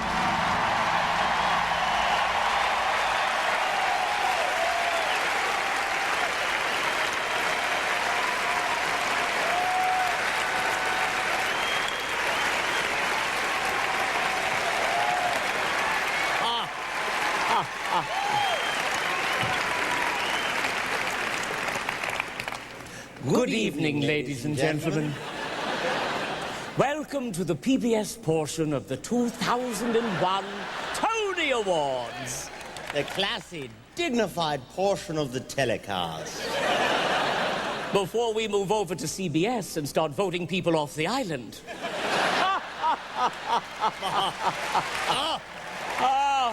Oh, stop.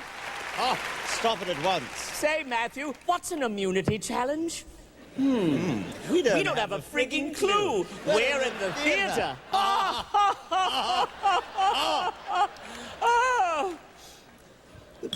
The PBS Hour is chock full of more information than you've ever needed to know. About lighting gels, costume beading, and how many teamsters it takes to put up a new set. How many? I don't know. They're on a lunch break.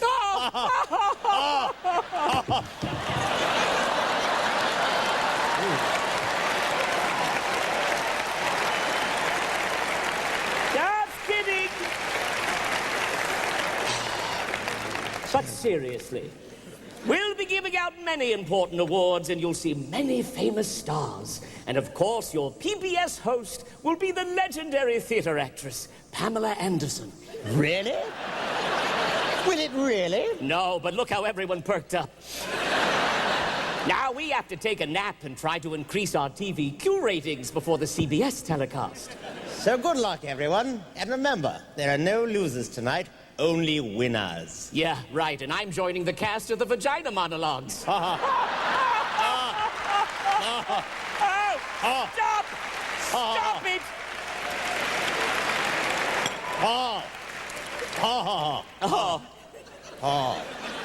But now, dear viewers, let us direct your attention to this season's musicals. Ooh.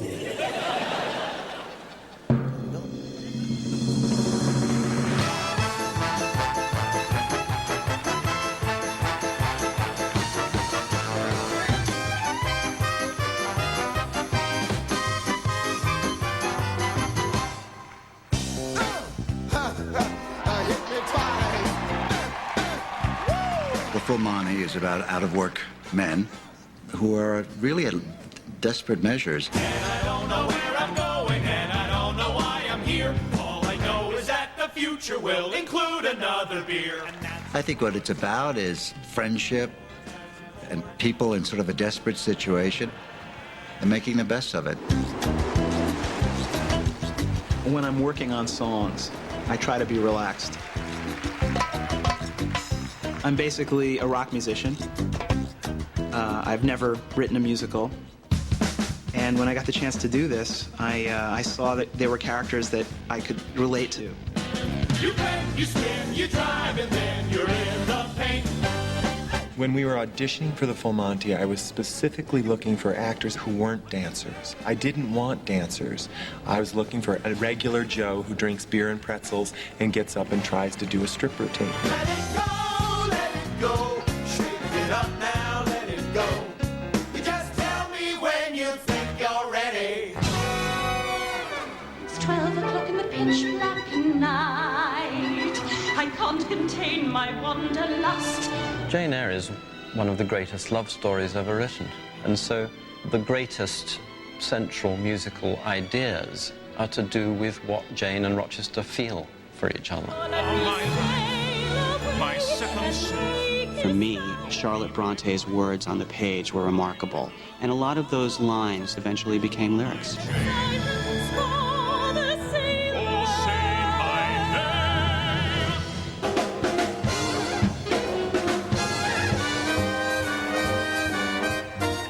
Here's a little story that should make you cry about two unhappy dames. One of the unique things about Follies is that Sondheim's songs are so full of emotion, they just inspire creative instrumentation.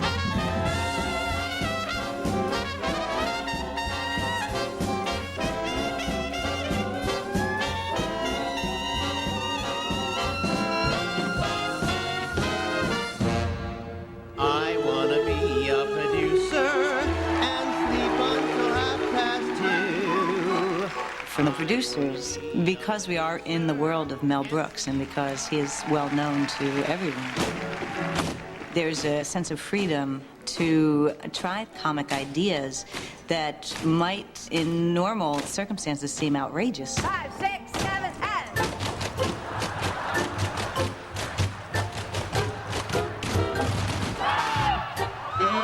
The toughest thing is to get Mel organized to write, because he and I are the two biggest procrastinators. But once Mel hits an idea, he goes with it, and he can write very quickly. Some of the lyrics of these songs were written in an afternoon. Haben Sie gehört, das deutsche Band mit der Bang, mit der Boom, mit der Bing Bang, Bing Bang Boom. Ah, haben Sie gehört, das deutsche Band mit der Bang, mit der Boom, mit der Bing Bang, Bing Bang Boom. He'd sit at a desk or walk around the room. I'd sit with a yellow pad, and we'd bounce jokes back and forth. I know we sent it to you only this morning, but did you get a chance yet to read Springtime for Hedley? Read it, I devoured it, and I find it remarkable, remarkable. I, for one, for instance, never realized that the Third Reich meant Germany. He'd sit at a desk, he'd lean back, and he'd cover his eyes. He wouldn't say anything for about 30 seconds. You almost might think he was taking a nap, and then he'd say, "You're going to like this one." When you're down and out, and everybody thinks you're finished, that's the time to stand up on your 2 feet and shout, "Who do you have to get a break in this town?"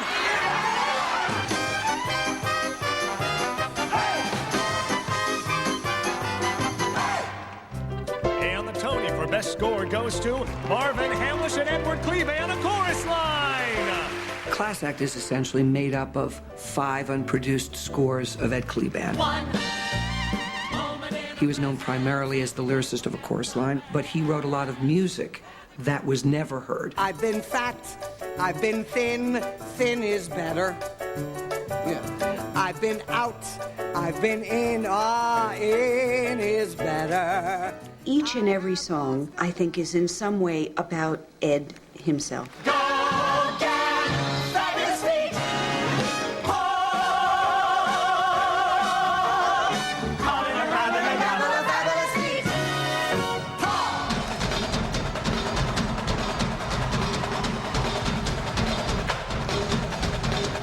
Blast is an odd concept, and it's an odd thing.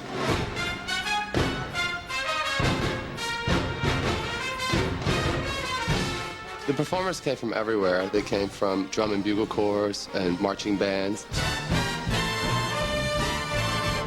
A lot of them had dreams of being professionals, and Blast gave them an opportunity for that.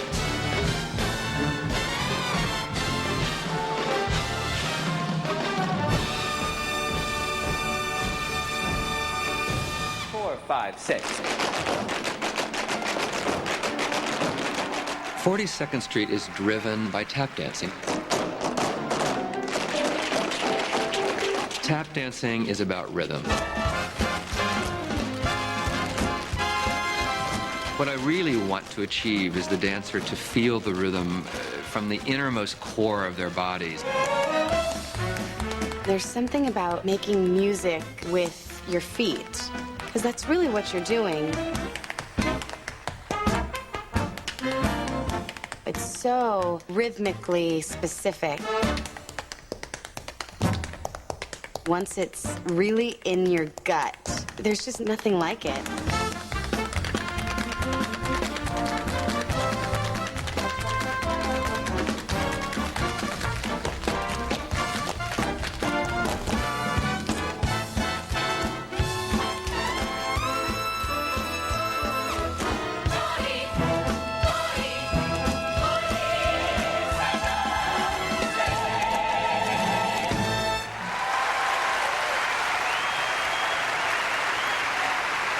Now to present this evening's first award, Best Choreography, the Broadway Babies.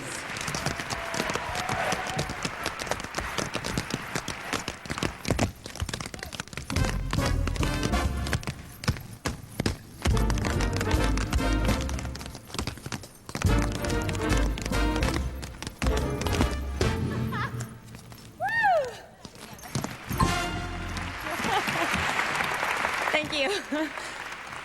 Hi, I'm Meredith Patterson, and I'm a dancer in the chorus of 42nd Street. I'm Bryn Dowling from the producers. I'm Carol Bentley, and I'm from Follies. You've never heard of us. Because we're not famous. Yet. We're here to present the Tony for Best Choreography. And the nominees are Jerry Mitchell for the full Monty, Jim Moore, George Pinney, and Jonathan Vanderkalk for Blast, Randy Skinner for 42nd Street, and Susan Stroman for the producers. And the 2001 Tony goes to Susan Stroman, the producers.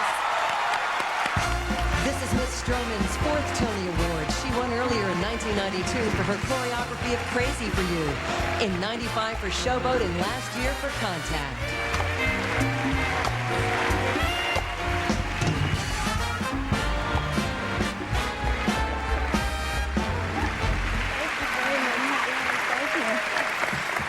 Thank you very much. That was beautifully done, ladies.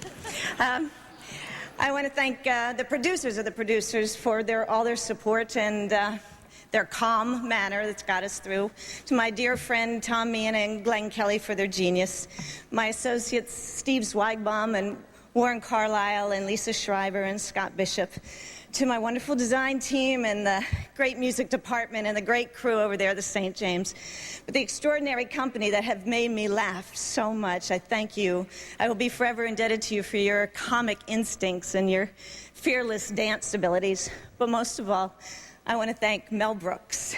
I'll never forget you knocking on my door that day. He gave me some great advice. He said to me, "Don't tap the bell, ring the bell." And I will never forget that advice. Thank you for just a magnificent adventure, and thank you for this fantastic honor. Thank you very much. Ladies and gentlemen, Heather Hedley, the Tony Award-winning star of Broadway's smash hit, Aida. Thank you very much. Thank you. Good evening. It's my pleasure this evening to present the Tony for Best Orchestrations. Now, do you all know what an orchestration is? Thought not. Until last year, neither did I. However, allow me to demonstrate. Maestro? Summertime and the living is easy. Now, that's Gershwin's Summertime without orchestration.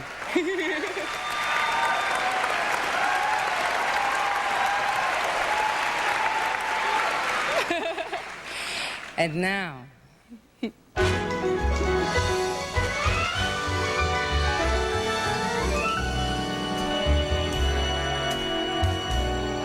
summertime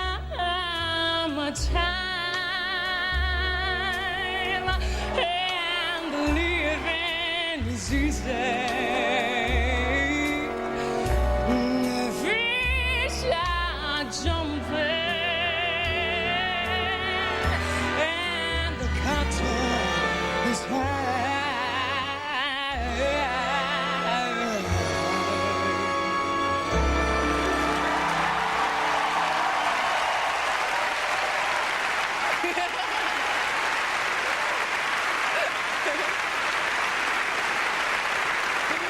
Well, now you know what an orchestration is.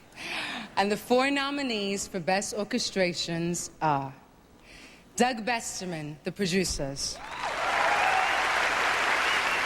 Larry Hockman, a class act; Jonathan Tunick, the Follies; and Harold Wheeler, the full Monty. And the American Theater Wing Tony Award goes to Doug Besterman, the producers. This is Mr. Besterman's second Tony Award. He won earlier in 1999 for Fosse.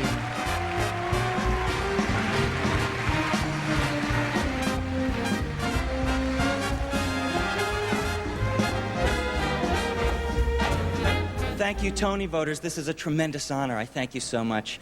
I share this honor with Larry Blank, a fantastic orchestrator who I couldn't have done this job without. Thanks, Larry. Also, some other thank yous. Susan Stroman, Mel Brooks, for trusting me with your terrific score. I must thank our terrific music department, Glenn Kelly, Patrick Brady, John Miller, Peter Miller, our copyist, some names you don't usually get to hear. The fantastic musicians.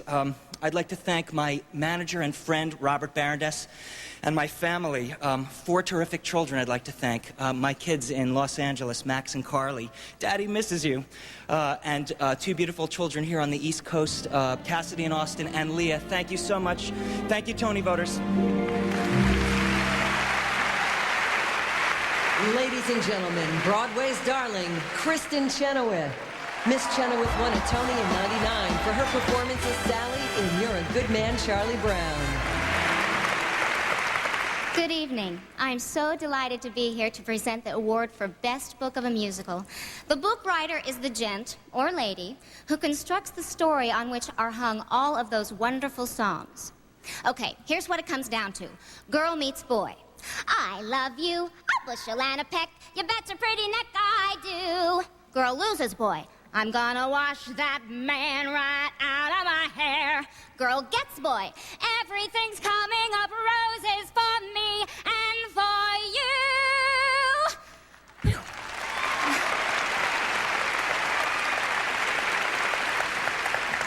This year's nominees for Best Book of a Musical are A Class Act, Linda Klein and Lonnie Price. The Full Monty, Terrence McNally. Jane Eyre, John Caird. And the producers, Mel Brooks and Thomas Mahan.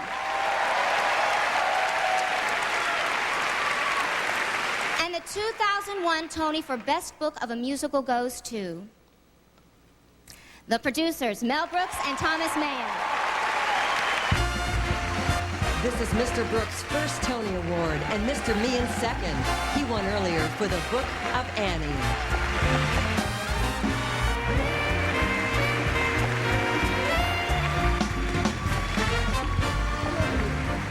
Great. You're doing very well. I'm very proud of you. Just didn't want to make any mistakes. So I'm going to have to do the hardest thing I've ever done in my life. Act humble.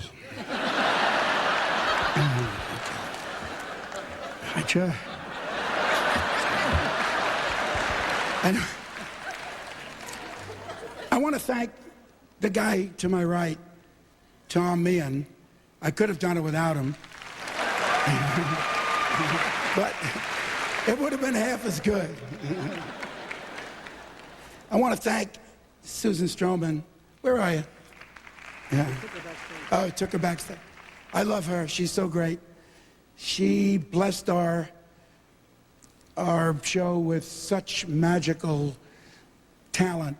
And I would also like to thank her late husband, Mike Ockrent, who was there at the beginning, who put our feet in the right direction, showed us where to go, and we went there. I want to thank my wife for sticking with me through thin.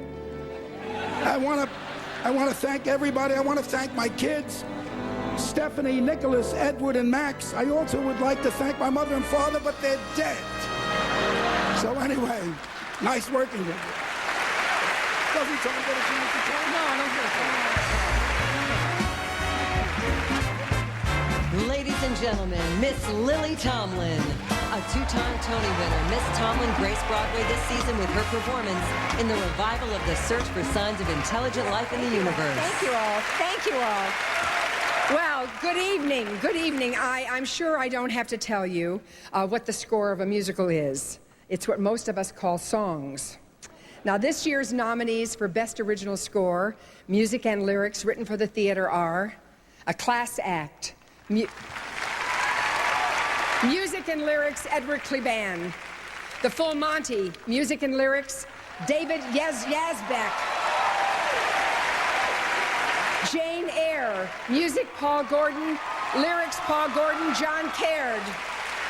And the producers, music and lyrics, Mel Brooks. And the winner is the producers, music and lyrics, Mel Brooks. This is Mr. Brooks' second Tony Award. He won just moments ago with Thomas Meehan for the producers.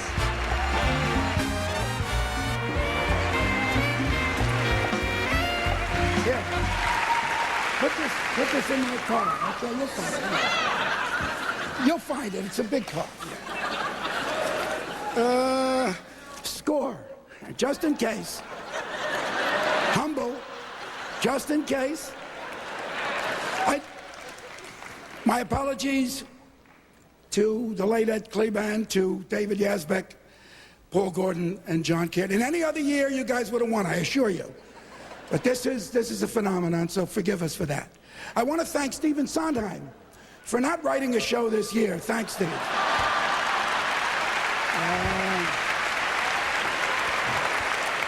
Sometime around 1966, my wife said, you can write the score of your movie, the producers. You can write those songs. Go to your room. So I went to my room. My wife is Anne Bancroft. She's beautiful. She's sitting right there. And she said, you come out in 1 hour with your score. And I came out in 1 hour, and 4 months later, and I had Springtime for Hitler under my belt, and from then on it was a pleasure. Anyway, I want to thank, I want to thank Len Kelly, our gifted and brilliant musical supervisor and dance arranger, for fashioning my words and music into a truly fabulous Broadway score. I love you, Glenn. Yes, I'm coming out. I love you. Honey, I'm just kidding. And I want, thank you, Patrick Brady. Stop with the music, will you? For your outstanding, unless it's mine, for your outstanding vocal arrangement and for your tireless conducting. Patrick Brady is a great vocal arranger and a great conductor. I want to thank Doug Besterman, who was just here, for truly inspired orchestrations, Doug, and Larry Blank, who helped him. Congratulations. Oh, Doug, you did an amazing thing. You won the Drama Desk Award for Best Orchestrations, and the music wasn't even nominated. Anyway, I had to say. Anyway, I love you all. It's been wonderful being here. I'll see you in a couple of minutes. Goodbye.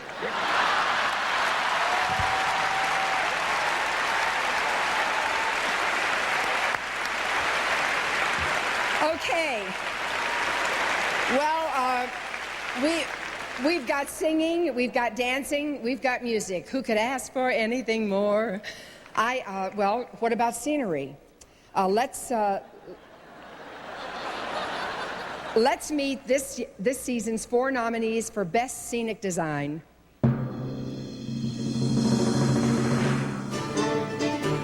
I'm a big believer in acting on impulse, that almost always the first impulsive idea is the right one.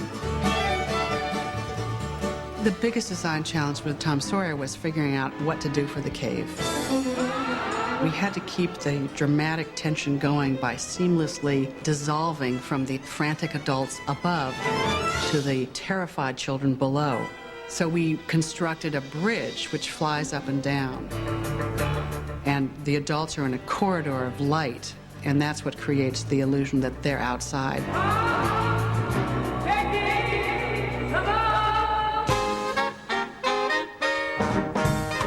42nd Street is set in 1933. The challenge was to evoke the period, but bring the production values up to the 21st century. The The source of the material for 42nd Street is the Busby Berkeley film. One of his stylistic signatures was the overhead camera shot. We asked ourselves, how can we evoke that? And the obvious answer we came up with was a big tilting mirror.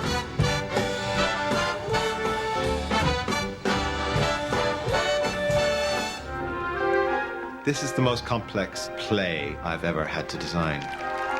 You're dealing with a man who's dead. He's looking back at his life. You go from the River Styx, which is the mythical river in the underworld, to the world of Oxford University around the turn of the century. At that point, Tom Stoppard includes these rather kind of pompous individuals who are all kind of in their own little ivory towers. Tom is slightly satirizing their obsessions, and as a designer, I'm literally satirizing them with a piece of scenery. With the producers, there is a very specific need for a kind of reality to make a real set in which comedy can play.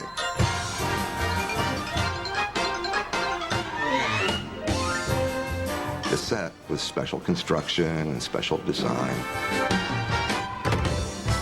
In a way, it's an apparatus for comedy.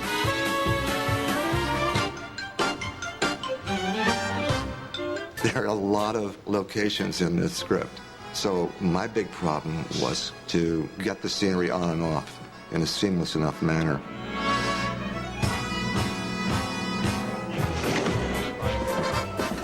If you go backstage at Intermission, you see that the first act goes up in the air, literally 6 stories high. And the second act comes down. The Producers is a kind of Broadway myth. It reminds you in a kind of nostalgic way of something that was that may not be anymore. We wanted to try and get some of that quality and put it on the stage.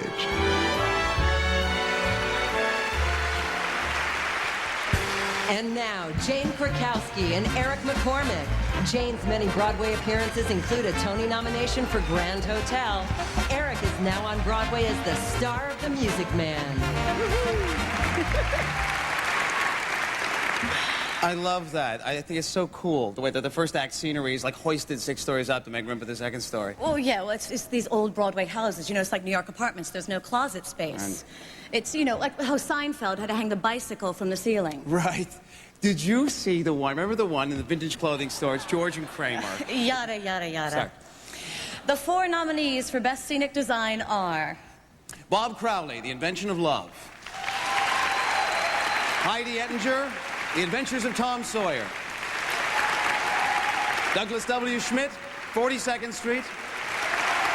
And Robin Wagner, The Producers. And the 2001 Tony goes to Robin Wagner, The Producers. This is Mr. Wagner's 3rd Tony Award. He won earlier in 1978 for On the 20th Century and in 1990 for City of Angels.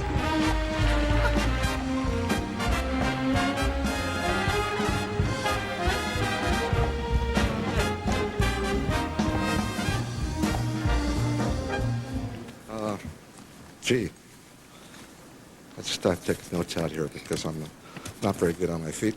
I want to thank the Tony Committee and the voters. And I have to say, it's nice to have done a show where no one whistles the scenery when they leave and you can still win the Tony. The real designers, of course, are Mel, Tom, and Stroh. They figured it out all ahead of time, so there was very little for us to do. And I have to thank my associates for doing that.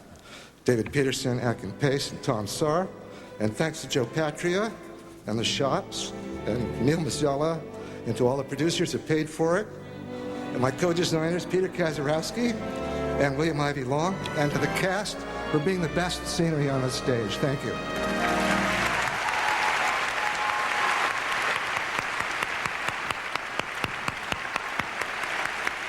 Now, let's meet tonight's nominees for Best Lighting Design.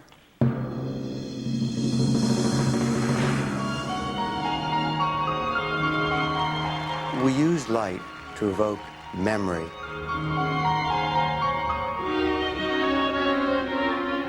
Jane Eyre is telling her story in the first person.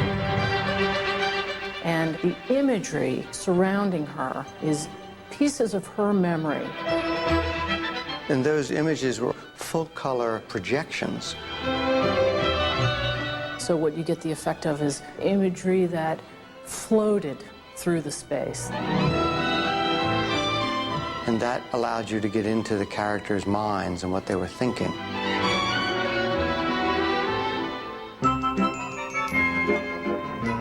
The musical form gives a lighting designer complete freedom to make things larger than life, happier than they really are. And 42nd Street, more than anything else, is a musical about being happy.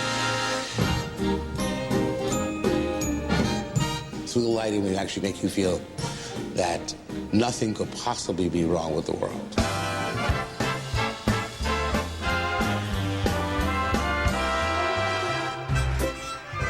I love the theater, and I love storytelling, and my medium just happens to be light. With Tom Sawyer, the play basically takes place outside, so I took all of my ideas from nature. I think the biggest challenge was transforming this hill landscape into an eerier, darker space. The graveyard scene, for instance, dark colors, moonlight streaming through trees. It's a very shocking, frightening environment. Like a sculptor uses a knife or a chisel, I use beams of light to carve out the blackness, hopefully revealing something beautiful or helping to tell the story. As a lighting designer, I try to present the wide range of emotions that can happen on stage. Dark drama and great seriousness and deeply rooted emotion. I want that money! Of course, the producers is none of that. With Mel Brooks, he sets the rules and then he breaks the rules. And I felt a little bit like I had to sort of do some of that with the lighting as well, in a way that's, you know, a surprise. The lighting is sort of like the little key that opens the door to a fantasy sequence. Lighting is probably the most direct, fluid way to represent emotion, reality, or fantasy.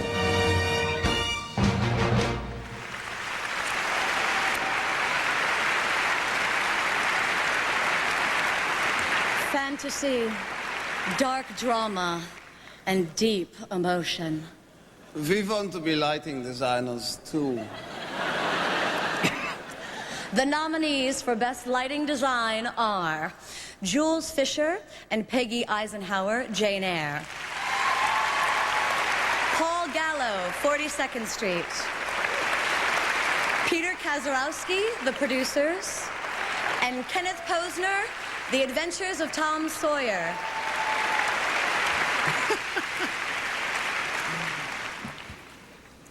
And the American Theater Wing's Tony goes to Peter Kazarowski, The Producers.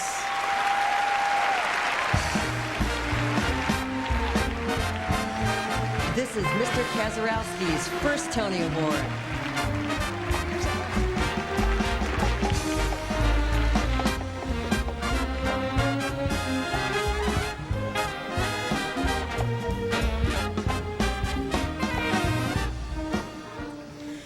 Oh my goodness, thank you so very, very much. This is a huge honor to be a recipient of this award. Susan Stroman, Mel Brooks, Tom Meehan, you are all brilliant and you are beautiful people. I thank you so much and I am very proud to say I did your show.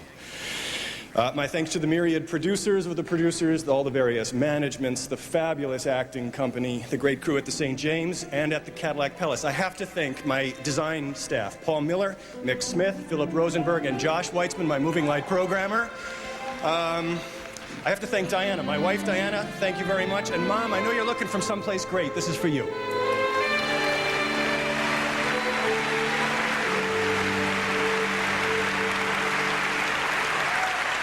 Now, let's meet this year's 4 nominees for Best Costume Design.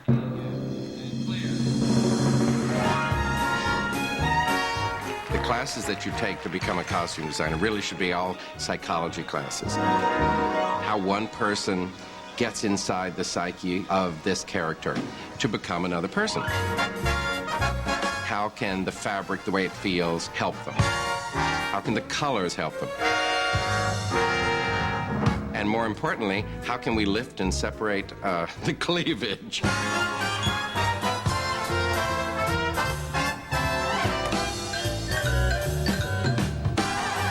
When one has grown up with the only desire on earth to create the perfect, most glorious chorus girl costumes, this is Va-Va-Va-Boom land.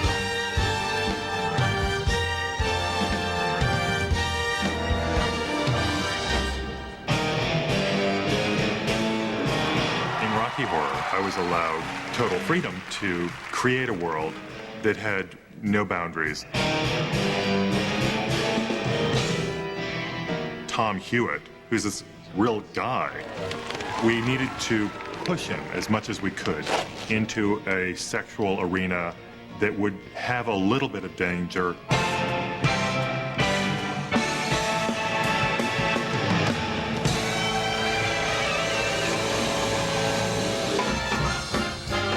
"42nd Street," I think, is the quintessential Broadway musical because it's about the mythical dream of the chorus girl becoming a star. I did make a rule about how I was going to approach it. For the so-called reality part, the costumes are very soft colours, all very pastel. And then when we hit the show, within the show, I would try and always do it beaded or sparkly. Young and beautiful days. I'm a dancer in the ensemble of Follies, and I dance in about 6 numbers throughout the show. The first character that I play is a ghost, and Theoni designed these lovely costumes.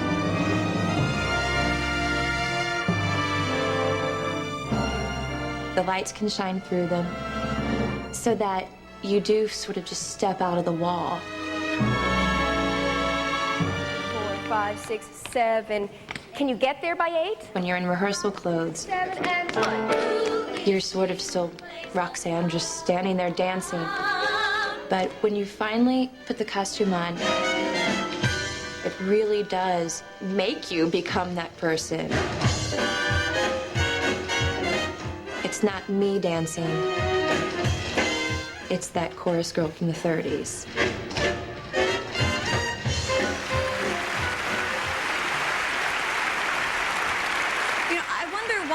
The costumes for the Full Monty weren't nominated. I mean, I particularly loved the costumes in the Full Monty, especially in their big finale.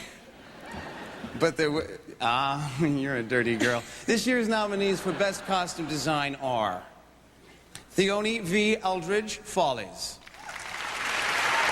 Roger Kirk, 42nd Street. William Ivy Long for the producers. And David C. Woolard, The Rocky Horror Show. And the 2001 Tony for Best Costume Design goes to William Ivy Long, the producers. This is Mr. Long's 3rd Tony Award. He won earlier in 1982 for 9 and in 92 for Crazy for You.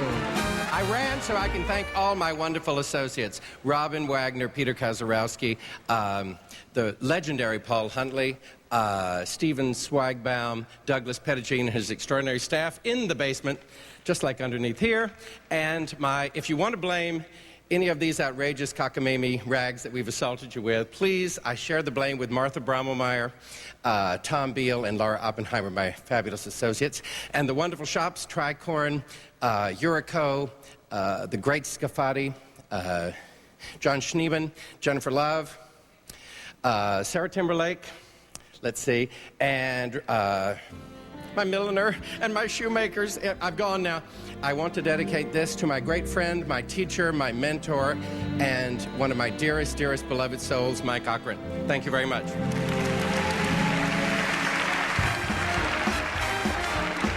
And now, Gary Sinise.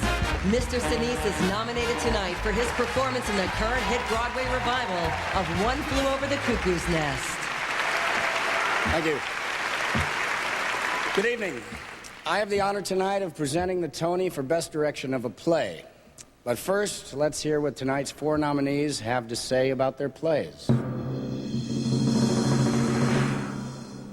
The Invention of Love is the story of the poet A.E. Housman, probably one of the most brilliant classical scholars of all time. It's about passion. It's about lost language. It's about 2 hours and 47 minutes.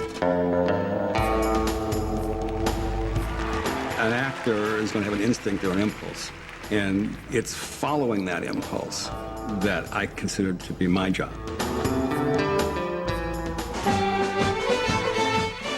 The big problem, of course, with Stones in His Pockets is that you've got only 2 actors and you've got 18 parts. So you have to be absolutely sure at every point in time that you know which 2 characters you're dealing with. To watch an actor breathe life into something that was just a second ago two-dimensional and on a thin sheet of paper is one of the greatest joys.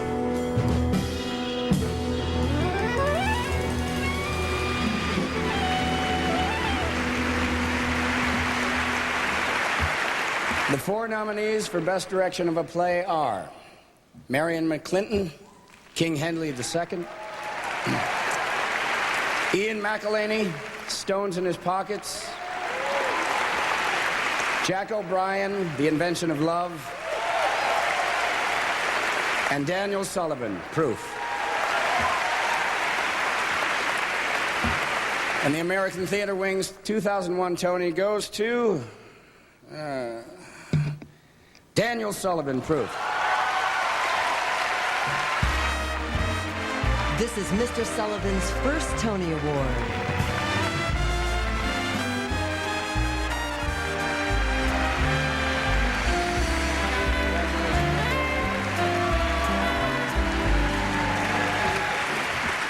There must be some mistake. I had nothing to do with the producers.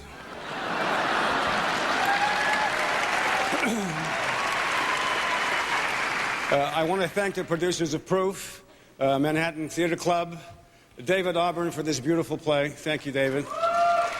Mary Louise Parker, Johanna Day, Larry Brigman, Ben Schenkman. My kids, Megan, Rachel, and John, and the lovely Mimi. Thanks.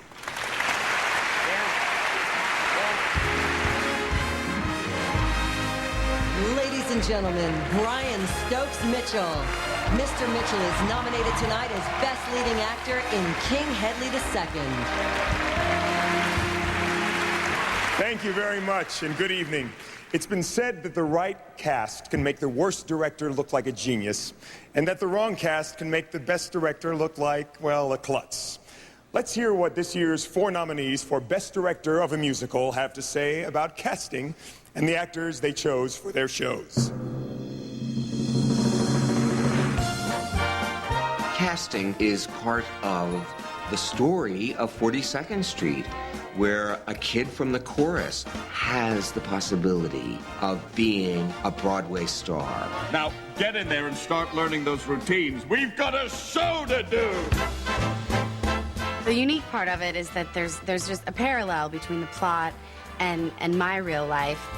I was 18 when I moved to New York, and coming to Broadway is every young dancer's dream.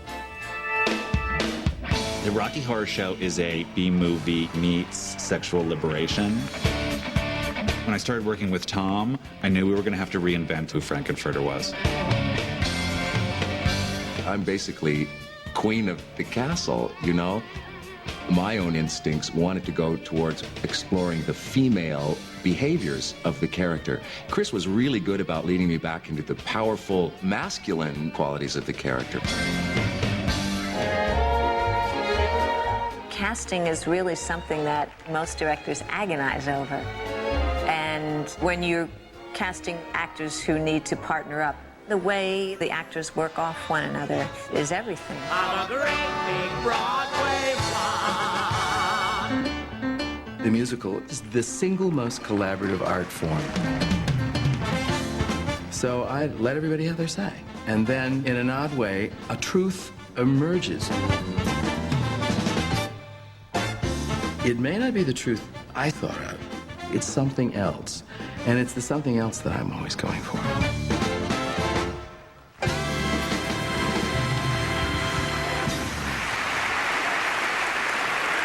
And this year's 4 nominees for Best Direction of a Musical are Christopher Ashley, The Rocky Horror Show; Mark Bramble, 42nd Street; Jack O'Brien, The Full Monty; and Susan Stroman, The Producers. And the 2001 Tony is awarded to Susan Stroman, The Producers. This is Miss Stroman's 5th Tony Award. She won her 4th earlier this evening for the choreography of The Producers.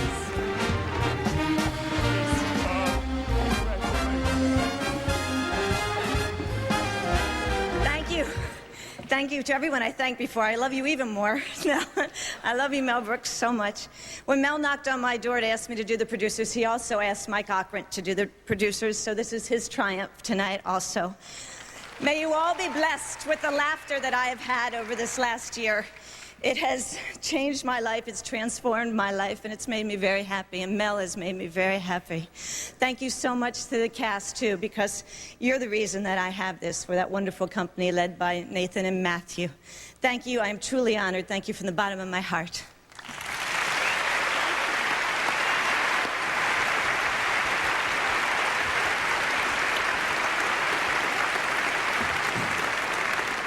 The American Theater Wing, which has shown its dedication to Broadway excellence by presenting the Tony Awards for the past 55 years, is also dedicated to promoting live theater all over America.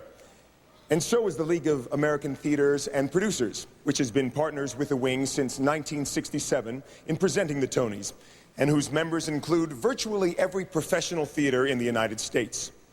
Each year, the Wing and the League asked the American Theater Critics Association to select a deserving regional theater to be awarded a special Tony. And with the award goes a grant for $25,000 made by Clairol's Nice and Easy, leaders in providing true color. In Chicago, there is a 195-seat theater that over this last 27 years has slowly built up a huge national reputation for developing new plays while carefully nurturing new playwrights. I'm delighted now to announce that this year's special regional theater Tony has been awarded to that small theater with big dreams, Chicago's Victory Gardens. And here now to accept the award is Marcel McVeigh, Sandy Schinner, and Dennis Zajac, the theater's artistic director.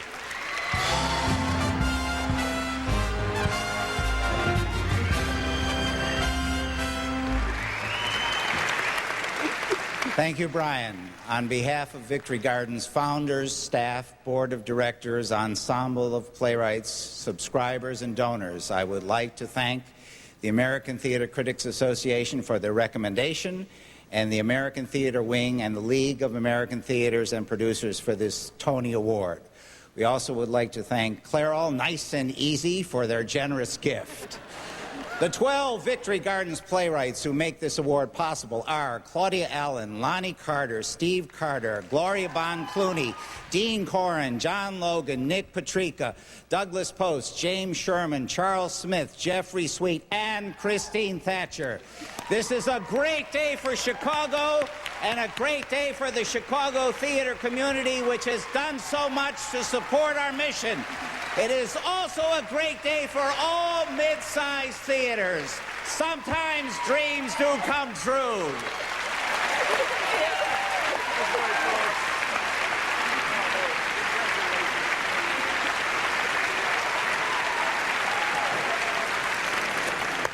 Well, Mathew, that was the first hour of the Tony Awards. Oh, no, are you drunk? Is it over? Oh, my God, your breath smells like acetone. Please settle down. The show's not over. It's just getting started. The Tony Awards continue live on CBS, and we'll get you some coffee. I want a double frappe cappuccino with a chocolate happer cake. A what? A siplet. A what? A siplet. A what? I want a siplet. All right, don't worry. He'll be fine. Just switch the channel. Change it yourself. I'm speaking to the home viewers. I'm sorry we fought. All right. It's okay. It's all right. We'll see you on CBS. Huh? We're having Seabass? No, not CBS. CBS. I love Seabass. All right.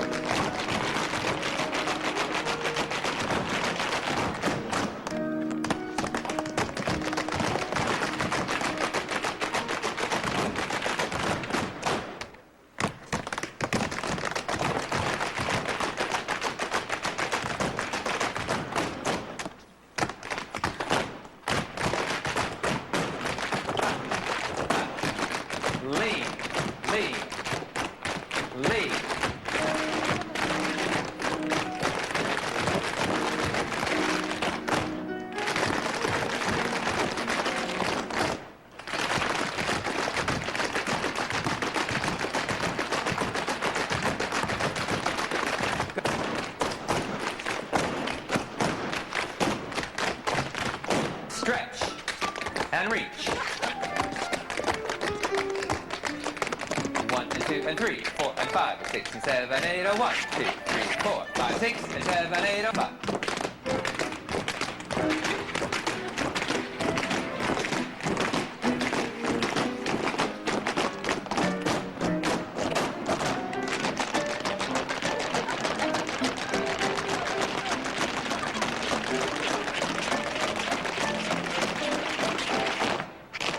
The first 10 awards, Tony's 2001, salutes the unions and guilds that make Broadway theater and thanks them for their participation in tonight's program.